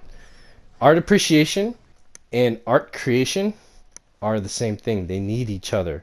It's like a flow of energy, and one benefits the other. So it's like, if you appreciate art, you are as much a part of the artistic process as the artist. So any quote for artists doubles and goes the same for the art appreciator. So that quote applies to everybody. Yeah, that's deep. And to wrap it up, well, not to wrap up the podcast, but to wrap up we're saying right here. Yeah. Some people feel like we're not, others are not staying true to, the individuals such as, Fiona, you feel me, who's the only name I'll say, who, jump started this movement and were the ones that took it seriously and, forced it to become something. And others I feel back like, that 1,000%, bro. 1,000%. And others feels like some people aren't, respecting and honoring Zack Snyder enough, you feel what I mean, for getting behind the movement and all that. 1,000%. And what I have to say on that is that the best way that you can honor both Fiona, you feel me, and the people associated with her and Zack Snyder and this movement as a whole is by staying true. Stay true to your friends, man. Stay true to the people that, you rode this out with from day one. You know, obviously we all had different experiences in this movement. You feel me? And we all weren't fucking, you know, Care Bears on Sky Mountain. You know, so when it really comes down to it, you feel me? All this wishy-washy douchebaggery stuff needs to come to an end. You feel me? Because that's what's disrespecting, you know, not only the name of the movement, but the name of Zack Snyder and people like Fiona and other people that you respect. Like, you know, I'm not telling you to be best friends or love everybody. I'm actually telling you to do the opposite. You know, stay true to what got you involved in this. Stay true to your friends. Stay true to the allies that were there for you in this movement. You feel what I mean? When you needed them. You feel me? Stay true to the fandom. Because do not forget that all this is even bigger than just Fiona and Zack Snyder. You feel me? It's bigger than all of us. You know, this really is about true, like, art and fandom and, you know, appreciation. You feel me? All of us are taking this for granted now and want to sit here and fucking get our panties all wet over scoops and, you feel me, Batman coming back and everything, and you forget how so quickly, you feel what I mean, where we didn't have a safe space, you feel what I mean, or a good place where we can just not only be DC fans or Snyder fans, really. You feel me? There was a point where, you feel me, DC fans in general were getting dogged out. You feel what I mean? And a lot of DC fans were abandoning DC and running and jumping ship with Marvel and saying Marvel was the cool shit now, you know? And before and during all that, you didn't have all these people around now that are trying to make it seem like they're in camaraderie with you. There was a long time, you feel me, where a lot of us were in our little pockets alone. You feel what I mean? And with our friends or our allies, you feel what I mean? You know, sticking out together for better or worse. You feel what I mean? They want to paint the story like everything was nice and cookie cutter and clean from the beginning. No, it wasn't. Like, don't forget that even Fiona got bullied off of Twitter. You feel me? And people attacked her off of Twitter because of all the stuff that she did for the movement. You feel me? And all the truth that she was telling. She was literally one of the first people, you feel me, that I know with a big name on Twitter that came out about Jeff Johns and actually said the truth about what was happening, and people attacked her for that. And they attacked her for a lot of other things that she said and did that not only turned out to be true, but were smart things. You feel me? And she had no one writing hard for her either. She was by herself. Yeah. Nowadays, when people get attacked, there's other people that go back and support whoever, and it just becomes into multiple people attack. And it's just a mess. But people are actually defending each other. She was by herself against the worst of the lot. So don't forget this stuff. Like, you know, like I see a lot of people, now that the cut is coming, you know, you want to act like a douchebag on the internet and on Twitter and everything, and you want to, you know, treat people like this and treat people like that. Well, that just shows the type of person you are. You feel me? It doesn't have, there's no skin off anybody else's back, to be honest. A skin off your back.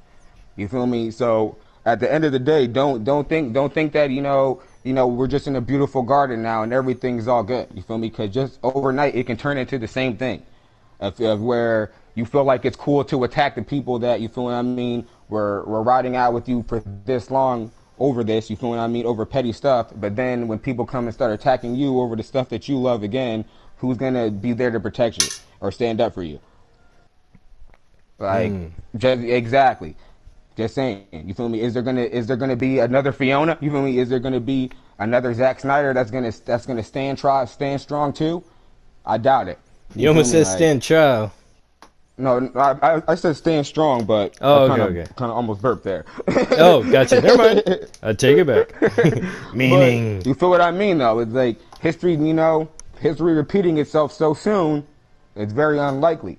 So maintain this while we still can and make it flourish. You know, it doesn't have to be a thing like I said where we're all Care Bears on the mountain loving each other and humping on each other. It doesn't have to. It doesn't have to be that. Like, but what is becoming now is really ridiculous. Like, it is, and anybody who says that it isn't is just simply wrong. Especially when I see a lot of people in the movement now, a good amount of people in the movement now, following and getting behind people that just popped up. You feel what I mean? Like yesterday. You feel what I mean? And I'm looking like, where were these guys? And like a year ago, 2 years ago, when shit was like 3 years ago, when shit was really hitting the fan. Yeah, like, you know, I see a lot of people. You're abandoning people that stuck by you for years. You feel me? For new people that just pop up to ride all the Snyder Cut wave. You feel me? Like, trying to tell you, even like a week after the Snyder Cut came out, I mean, was announced. Are y'all on the internet dogging Grace Randolph when Grace Randolph stuck by y'all was one of the only bloggers with a big platform to stick by not only the DC fans but the Snyder Cut all the way through. She was actually one of the first ones earlier on to even say that the Snyder Cut and the Ayer Cut was real. A week after the Mm-hmm. Snyder Cut is announced, y'all dogging her over Kathy Yan.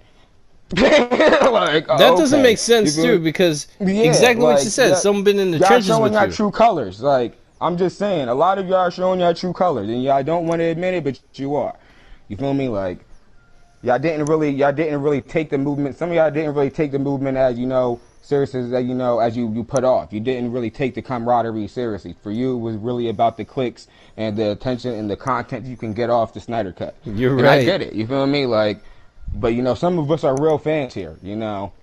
Yeah, I Like even some of saw us some actually do want to see the shit roundtable. go good.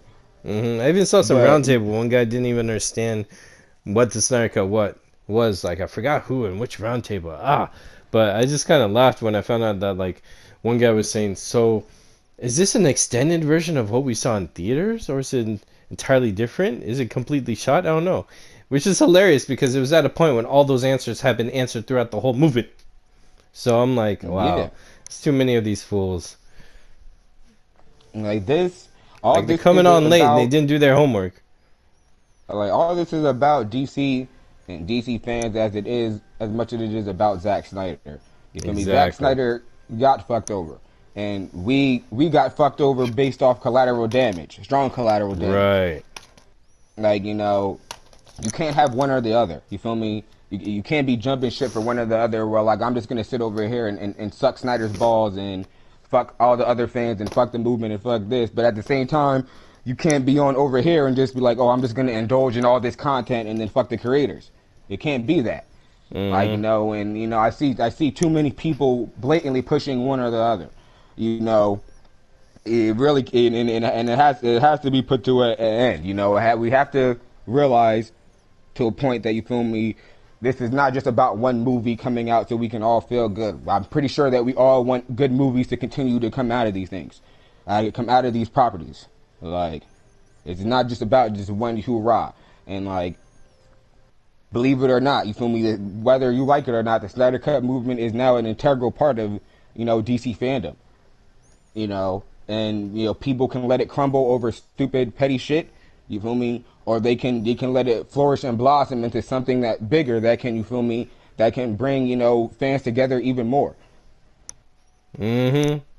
Like Zack Snyder is good. You feel what I mean? Straight up, you feel me? He's a very successful man, living a good life and everything. He's had his up and downs and everything, but he'll be good. You know what I mean? Like we can't say that for every fan coming into the fandom that needs a place to, you feel me, to maybe even just find happiness. You feel me? That's And if you true. feel me, if they're coming into a fandom like this, the chances of them getting that is getting lower. That's right. Just saying.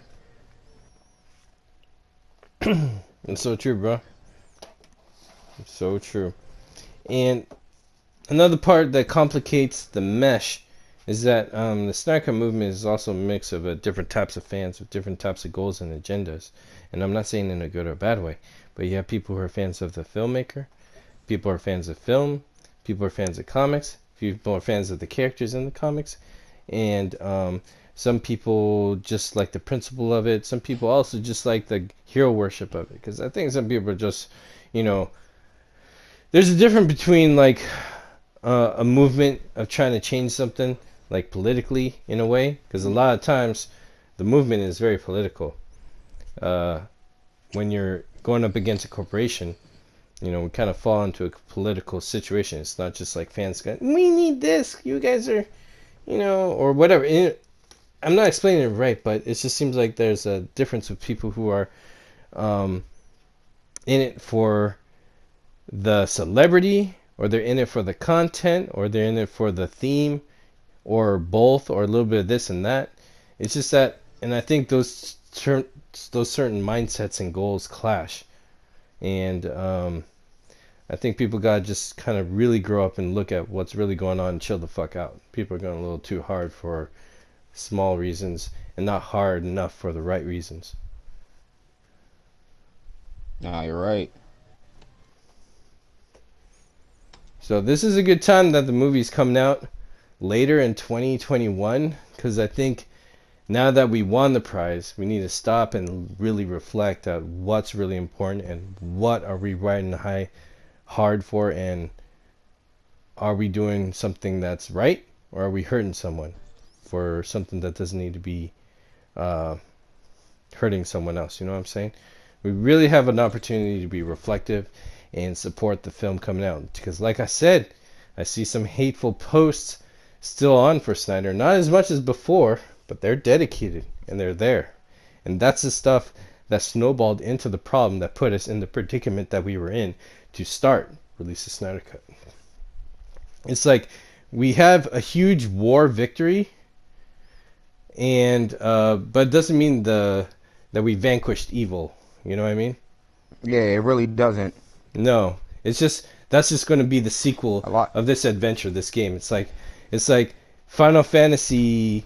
We're in Final Fantasy 7, and then Final Fantasy 8 is going to begin after the game happens, and everything's going to be different. But we still have to stand up against evil. It's like the fight's not done. People are getting too arrogant, celebrating way too early, I think, and I think people are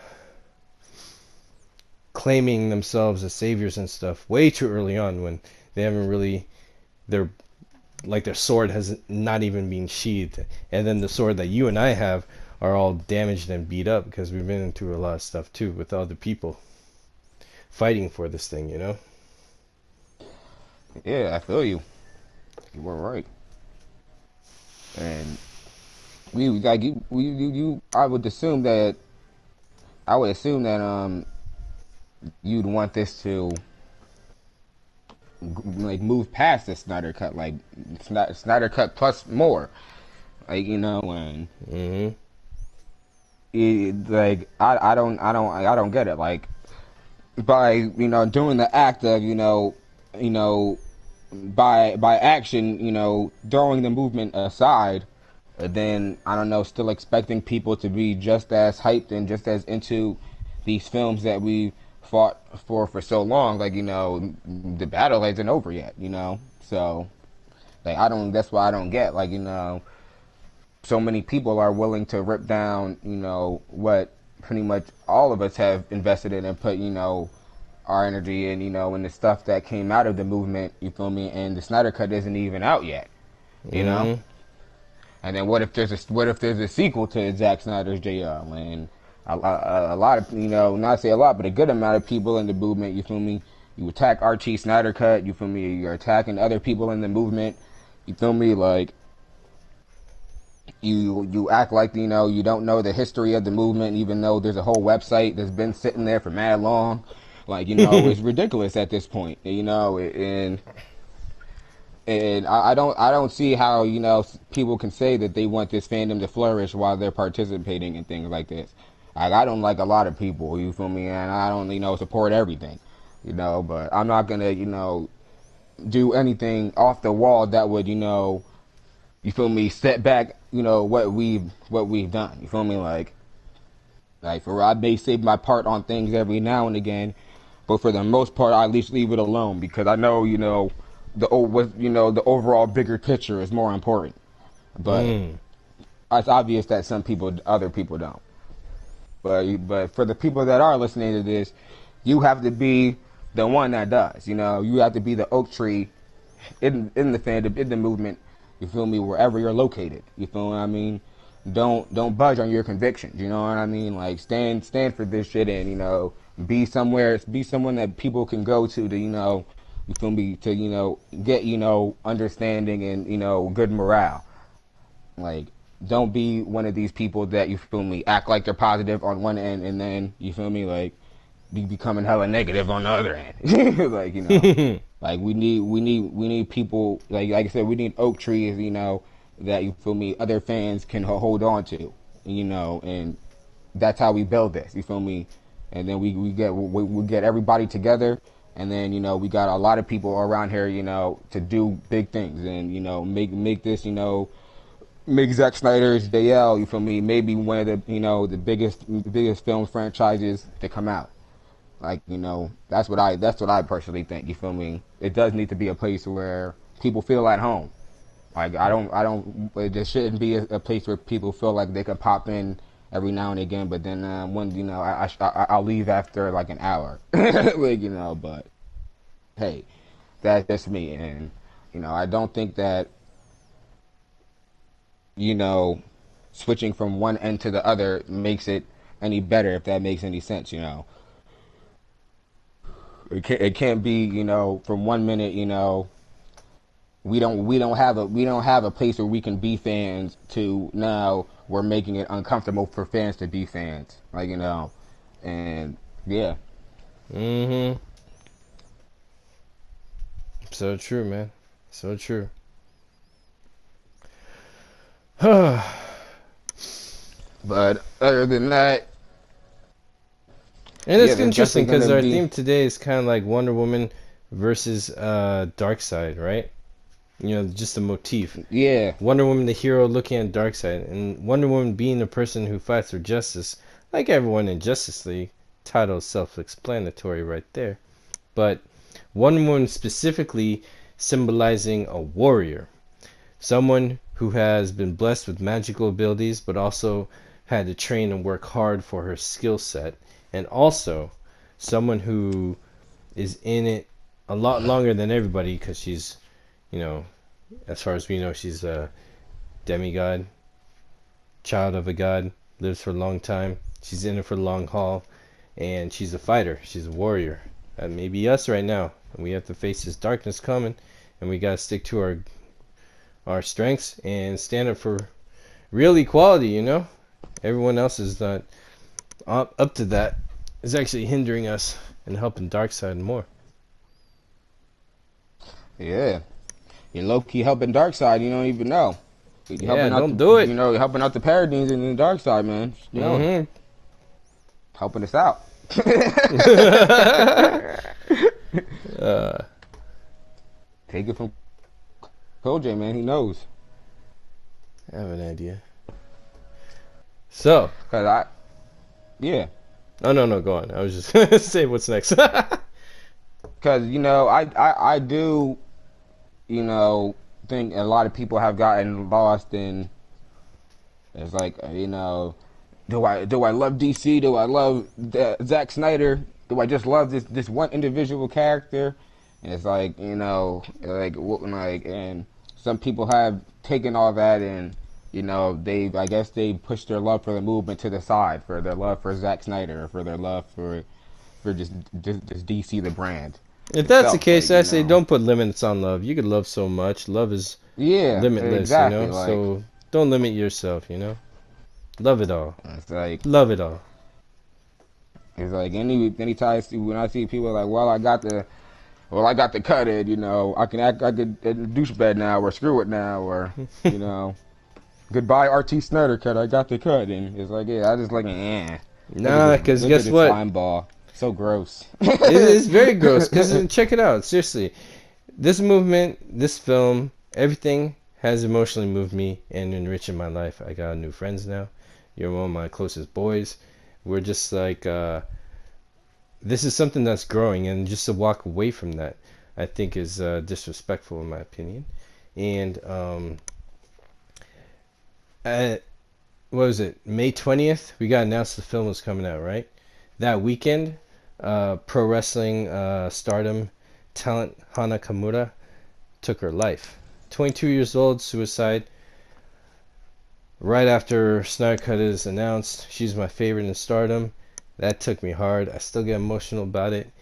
But it was a big realization that, we still have themes of Snyder Cut that need defending. People are still losing their life to suicide. And the fight's not over.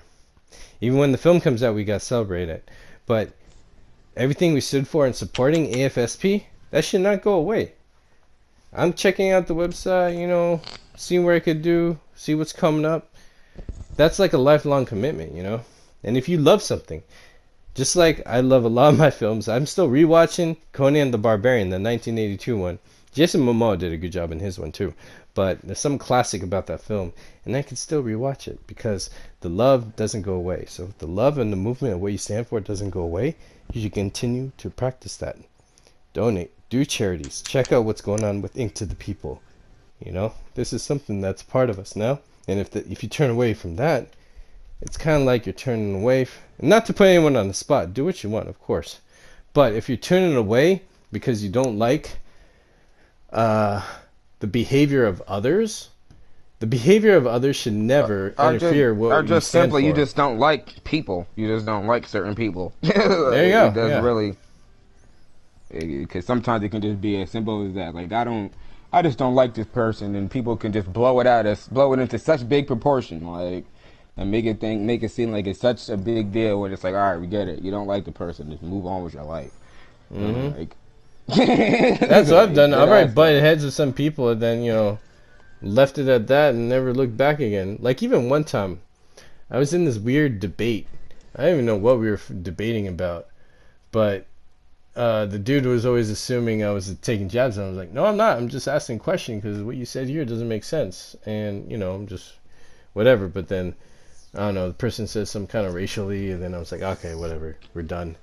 But I said something like, all right, this is the last we're talking about. But someone else butt in like, no, it isn't. I look forward to the next fight. I was like, wow. It's like whatever comment that person said of like looking forward to the next one of us butting heads again.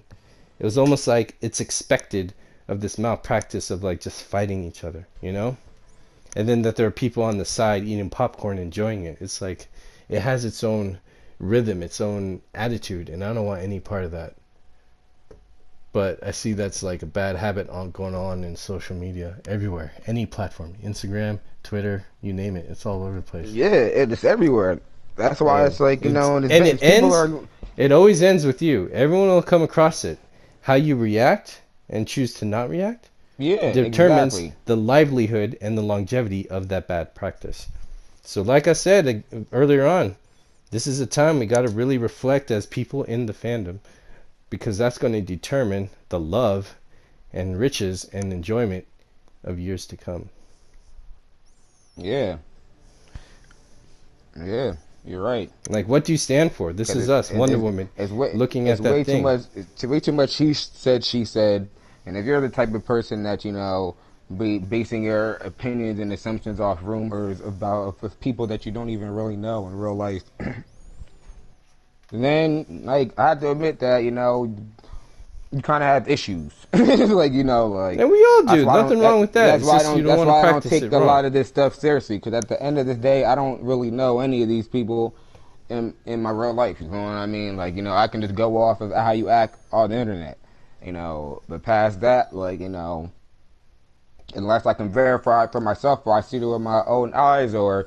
a good source, as in the source. A person involved tells me what's good directly. Like like past that, even past that, like I'm not getting involved in feeling some type of way about anything really. Like for real. So I think it's personally really weird. I see all these click ups. Even the 40 Club click ups like. They're still going mad hard. Like, I don't know. It's like, get over it. Everybody knows that y'all didn't do anything. Like, people, we've been knew that from mad long ago. What are you talking about? You be making it seem like, I get time is moving faster because of technology, but shit, it hasn't been that long. It's only been like 2 years. Like, you're like, what? Like, it's really almost been like 2.5 years, and like, y'all trying to come around brand new already? It's like, okay. But it's like other people, it's like, other people, you can't be pushing this he said besides them, you feel me, the original 40 Club, you feel me, like, not, like, everybody else, so you can't be pushing this he said, she said bullshit against people that, when that all y'all was working together, and trying to do good for this movement, and just because there's some petty nonsense, you want to point fingers and say, like, oh, that person's bad, this person's bad, that person's bad, and, like, and it's like, I feel you, but at least, you shouldn't be trying to take away what people have, the hard work that people have put into this. You feel me? Excluding the original 40 Club, because we know they didn't do anything. We know this for a fact. Yep. Fact. So, like, and that goes for everybody else I'm talking about. It goes for the TBZ and the Exiles and, Fiona and the Will Rollins and, Chris Wog and all that and other people like, Hamad and everything. Pelly, all these people have done good things and done things together, you know, and maybe even have worked together through proxies without even really even knowing it, you know. So it's like, Right. you know, so for people to pretend that's not the case now is very disingenuous to the people. It is, you know, because the And people our deserve history to as a know. movement. Yeah, people to know deserve to know, you know, and have an unfiltered history of the movement. You feel me? If they choose to read it, you know, and you know, you making your own quasi history over there and everything is just gonna boggle up the history. Period. It's not even that big of a deal. It's a, you know, it was a grassroots thing. Everybody put in their thing. Obviously, other people put more than others based on your resources and everything, but everyone still contributed. You know, like. And that's really the issue. You feel me? It's like you can't give one person credit for this and that and this, and then you know when you know and then you want to play out the person that was standing right next to you that helped you out doing this, but then you want to get put that is like nah, give everybody what's due and keep it pushing. You feel me? That's it. It ain't that hard. Like for real, don't they do that all the time when teams win the Super Bowl or you feel what I mean? The Super Bowl or the NBA Finals and everything. Everybody at a ring, right? Like you feel me? Everybody's in on the celebration. You feel me? They got highlights. They got highlights of you know almost everybody. If you was on the bench, sorry, you was on the bench. You didn't do anything, but shit, you got the ring. You know, like, you got the ring. You was there at the parties and everything. You feel me? You was there. You feel me? Like You was got there the ring in for the being in playback. the right bench at the right time.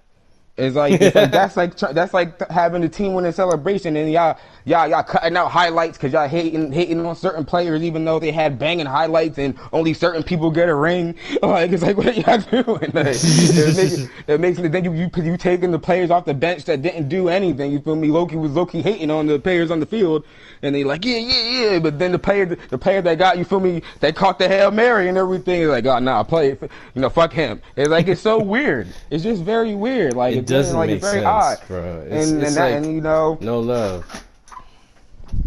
and that's what it really comes down to, man. Like we'll hit you with the Care Bear stare if we need to. Like all this douchebaggery is not like people don't like it. You know, it's lame, and you know, trying to you know pass the buck or distract or say you know, oh this person wants to clout, that person wants clout, this person wants. It doesn't hide from how disingenuous it is. It just doesn't. If no one's telling you that, well I am. It still it doesn't work. It's not working. Sorry, like you feel me? It's not. So it's like yeah, like this was a grassroots thing that was done out of love and respect and admiration and appreciation, and it should end on that note too. And I'm That's so determined hard. to take it That's back too much there. to ask If for. no one wants to come with me, then that's fine. But I'm going there. That's where I'm taking it to. Y'all are welcome to come with us. Yeah, you are welcome. Yeah. Definitely. Come be the warrior in the garden with us, man. Yeah. Join this fellow crew of Wonder Women. Looking at dark side, ready to go. Oh shit, something's coming. Let's do it. Stay strong again. Yeah, like it's like come on, like the hype is wild too. And I know that's what really everybody's holding on to, you know. Sorry we went all sappy on you and everything, but I know like that you know the thing that's really keeping us all you know molded together is you know the Snyder cut hype. You know that we're like you know I guess most of us are all gonna ride this out at least until release. You know. So don't think that we're trying to you know take away your fun or anything, but you know we know the trailer dropped. You feel me? Shit is coming. There's probably gonna be more teasers and all that. Everyone typed the return of the Snyderverse. Are they gonna continue it? It's like well like don't get too overly. That's what I mean. Don't let these scoopers get you gassed up and everything too. Like enjoy the ride. You know enjoy it. Like, you know like. No one can take this time away from you. Yeah, I want to hear about Batfleck news and Justice League 2 already and all that. Like, come enjoy it, man. Like, yeah, this is a special time. We can never get back, and this is a time we've earned. So, enjoy it before it's gone too soon. Yeah, man, because all that cool shit will come. All that cool shit will come, yo. Like, yeah, I know, man. And I ain't going anywhere. I got, you know, I'm here with you, bro, on Sourcewell. I have my own platform. I ain't going nowhere. And then that's fine. Yeah, I ain't going anywhere either, you know. So there you go. That story's always going to be there. And then get enhanced. Because we going to do stuff. We're going to support the Snyder Cut. We're going to keep doing what we can for AFSP to help hashtag stop suicide, It's all important stuff. I signed on this for life.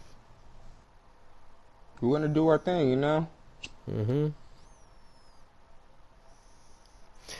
All right. So one thing we will talk about to end on a fun note at least is Read my Thomas mind. Wayne Batman. Oh, definitely So read my mind. really, Tom. all right, yeah. So I've been a lot of people talking about this. There's been rumors circulating of Jeffrey Dean Morgan reprising his role as Thomas Wayne in the Flash movie that people are now again assuming is Flashpoint. Yeah, I'm hearing You it's know, Flashpoint. It's half a Flashpoint, but I heard his appearance and I heard Cyborg. Now, what I remember from Flashpoint, especially if you see the animated film, because what's funny about the animated film is the stories in the animated films that they choose to focus on are kind of like cliff notes of like what they think is important and what direction they're going to go in. And in that one, Thomas Wayne was a key player, Cyborg yeah. was a key player, and Flash was a key player, all in different aspects. Because you have Cyborg, who existed in the world as the guy who picked up the slack for Superman in a world without Superman, and he's Mhm. also along the lines of Flash, someone who attained their powers through an accident or situation, right? And you have Flash because it is his story, of course. And then the co-star of that adventure, his boy, was Thomas Wayne.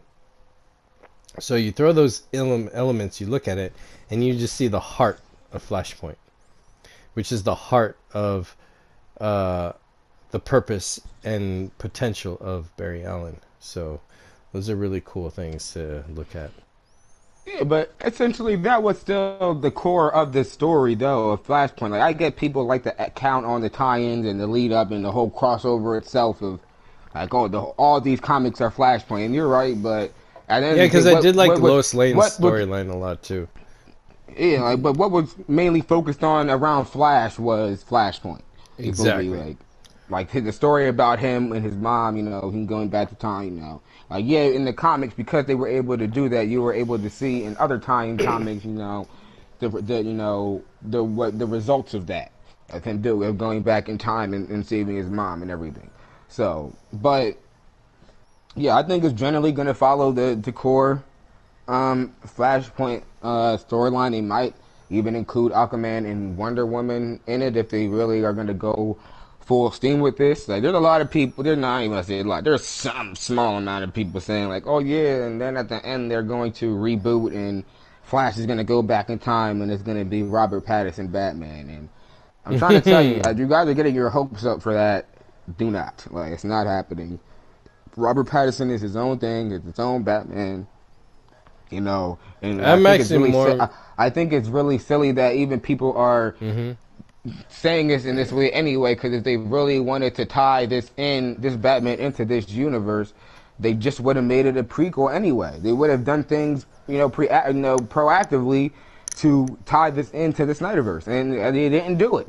What they did was they did things that would remove it from the Snyderverse and make it his own thing.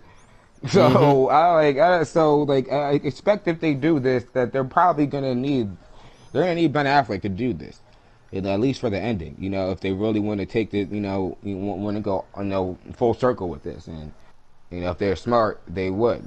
But well, like that's another interesting thing that goes into more just hype and speculation. If they are really gonna try to do this Flashpoint thing, then you can arguably say that this Snyderverse is back in full swing.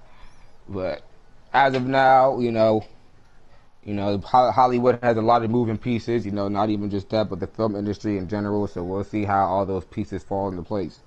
Hmm.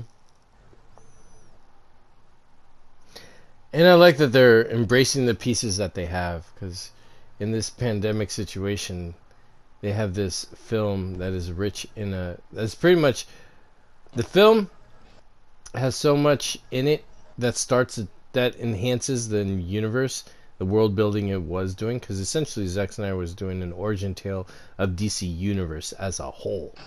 So releasing this film just opens more doors of opportunity, and I think they realize that. And seeing where they are in a pandemic, the other films that they had coming out were so standalone, they couldn't do enough world building that in a time when there's limited amount of films coming out, you put a film out that has a rich content of world building. That's a good, like, in a way, reboot, where it's not really a reboot, it's just going back to original blueprint that offers more fruits to pluck from the tree than just selling the fruit by itself. So I think this is a very smart thing to do in this time, and it's unified a lot of fans already, even the hateful ones. They're just Yeah, screaming and complaining because they're like, dang, I gotta be in bed with you after all. yeah, you do. Move over, motherfucker. Yeah. Sleeping with your wife. Mm-hmm. You sleep in my Yeah, dog's man, it bed. is true. Speaking of that, I guess we can talk about the multiverse a little bit because people have been, oh my God, this, the multiverse. DC is gonna be doing all these DC properties, and everybody's gonna get stuff that they like, and Well, I I think think that's that's all. good. I think that's all cool, if it's done right, you Yeah. know. And But I definitely don't want it to, this is what I don't like. I do not want it to become a thing where it's like, all right, well, if you don't like this, then just go watch that. I don't want it to become a thing like that at all because, I've grown up and lived my whole life, even into adulthood, getting, multiple kinds of DC content from many different types of characters that I've enjoyed all of them, yeah, most of them, a And multiverse is so really just the yeah, comics. I don't want it to be a thing. Well, if you don't like this thing, you don't feel its quality, then just watch that. And it's like, nah, it's like this still has to be quality though, and it still has to be stuff that a majority, or at least a good amount of people would be into. It can't just be just throwing stuff at the wall just because multiverse. Like Mm-hmm. so.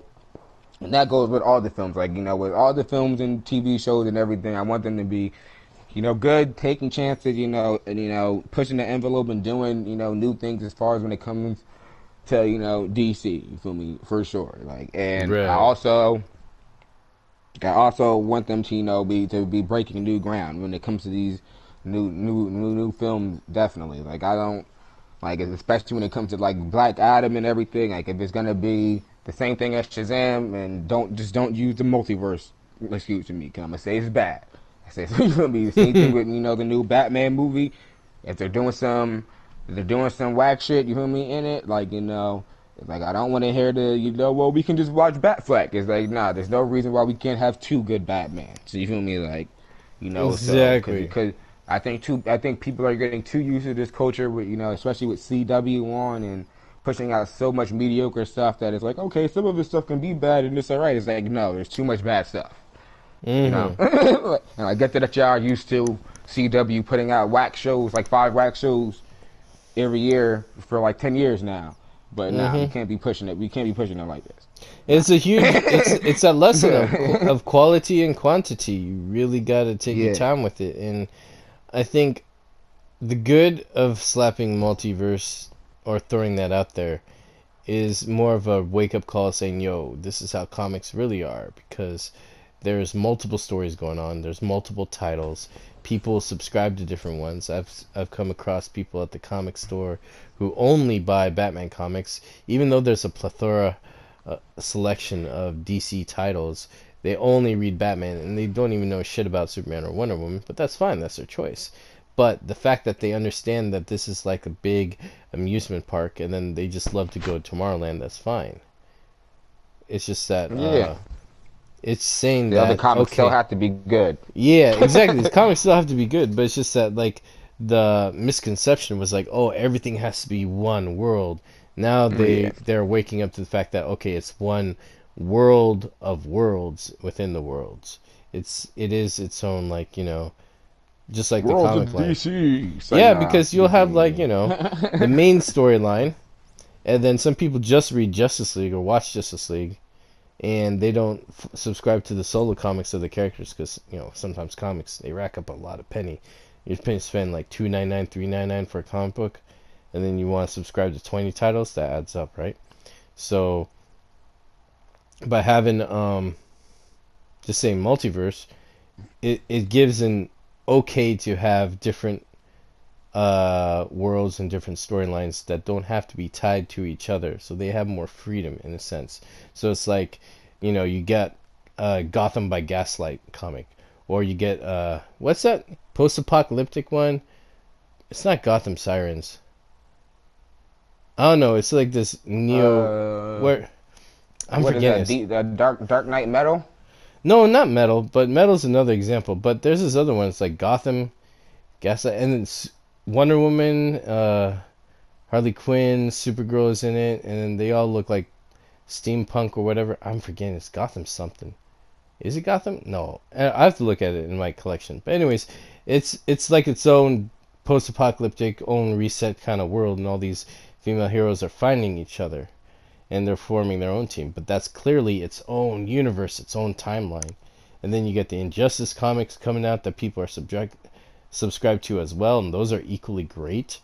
It's like multiverse says it's just okay to have different lines and storylines, so then everyone has freedom, so you don't have to go, okay, we need to reset Justice League hard because we need to take the main storyline in this direction. It's like, okay, you don't have to do that shit anymore. That's extreme because that hurts.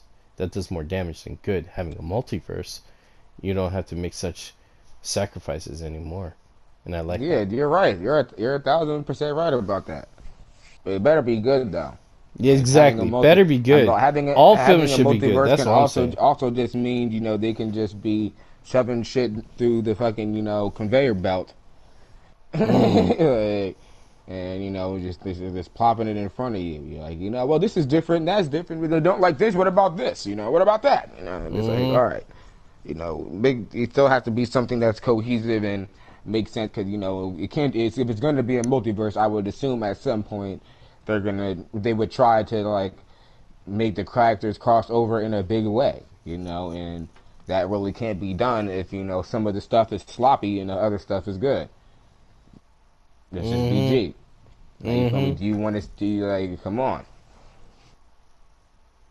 That's really what it comes down to. So, like, you want the CW shows to be quality, the DCU shows to be quality, any other HBO Max shows to be quality, along with the movies. So when they do a crossover, but they're all done well, they're all quality, and they can make it make sense. You feel me? And then we can have maybe a crisis or something, you know, where they have a a collapse events where they start folding universes over, and they can swap characters, and they can start bringing characters from the TV shows into the movies, and bringing certain characters from the movies into the shows, and do certain things, but it has to be done in a way that is quality. It can't Mm-hmm. just be thrown together, like because it can't be putting, like, for example, it's like Batfleck. It's cool that Flash popped up in the Flash because it's Flash, but you can't really they put all this effort in after Batfleck and everything, and it's not going to be so easy for him to just pop up on the CW show, because then you know CW is mad clunky, and you feel me, the suits is falling off the character, is going to look weird. So Mm-hmm. like, something has to give here, but we'll see what happens down the road. Either way, you know, I'm glad we're having conversations about this besides having the conversations of when the Snyder Cut coming, because you know, Yeah, man, we've evolved. Our whole show was like release the snark at the end. Now it's like shit. Uh, yeah. don't fuck it up when you release it. But on that note, I think we can wrap it up there, right? Why Sounds not? pretty good, man. It's been a I while, hope you everyone. guys, Thank you for hanging with us. We got more coming. Just have faith yeah, and patience. That's the theme. he, he said what I was gonna say. Yeah. I hope you guys enjoy the new intro. It's kind of short, but it's funky though. So Yeah. yeah, and Snyder Cut released. You feel me?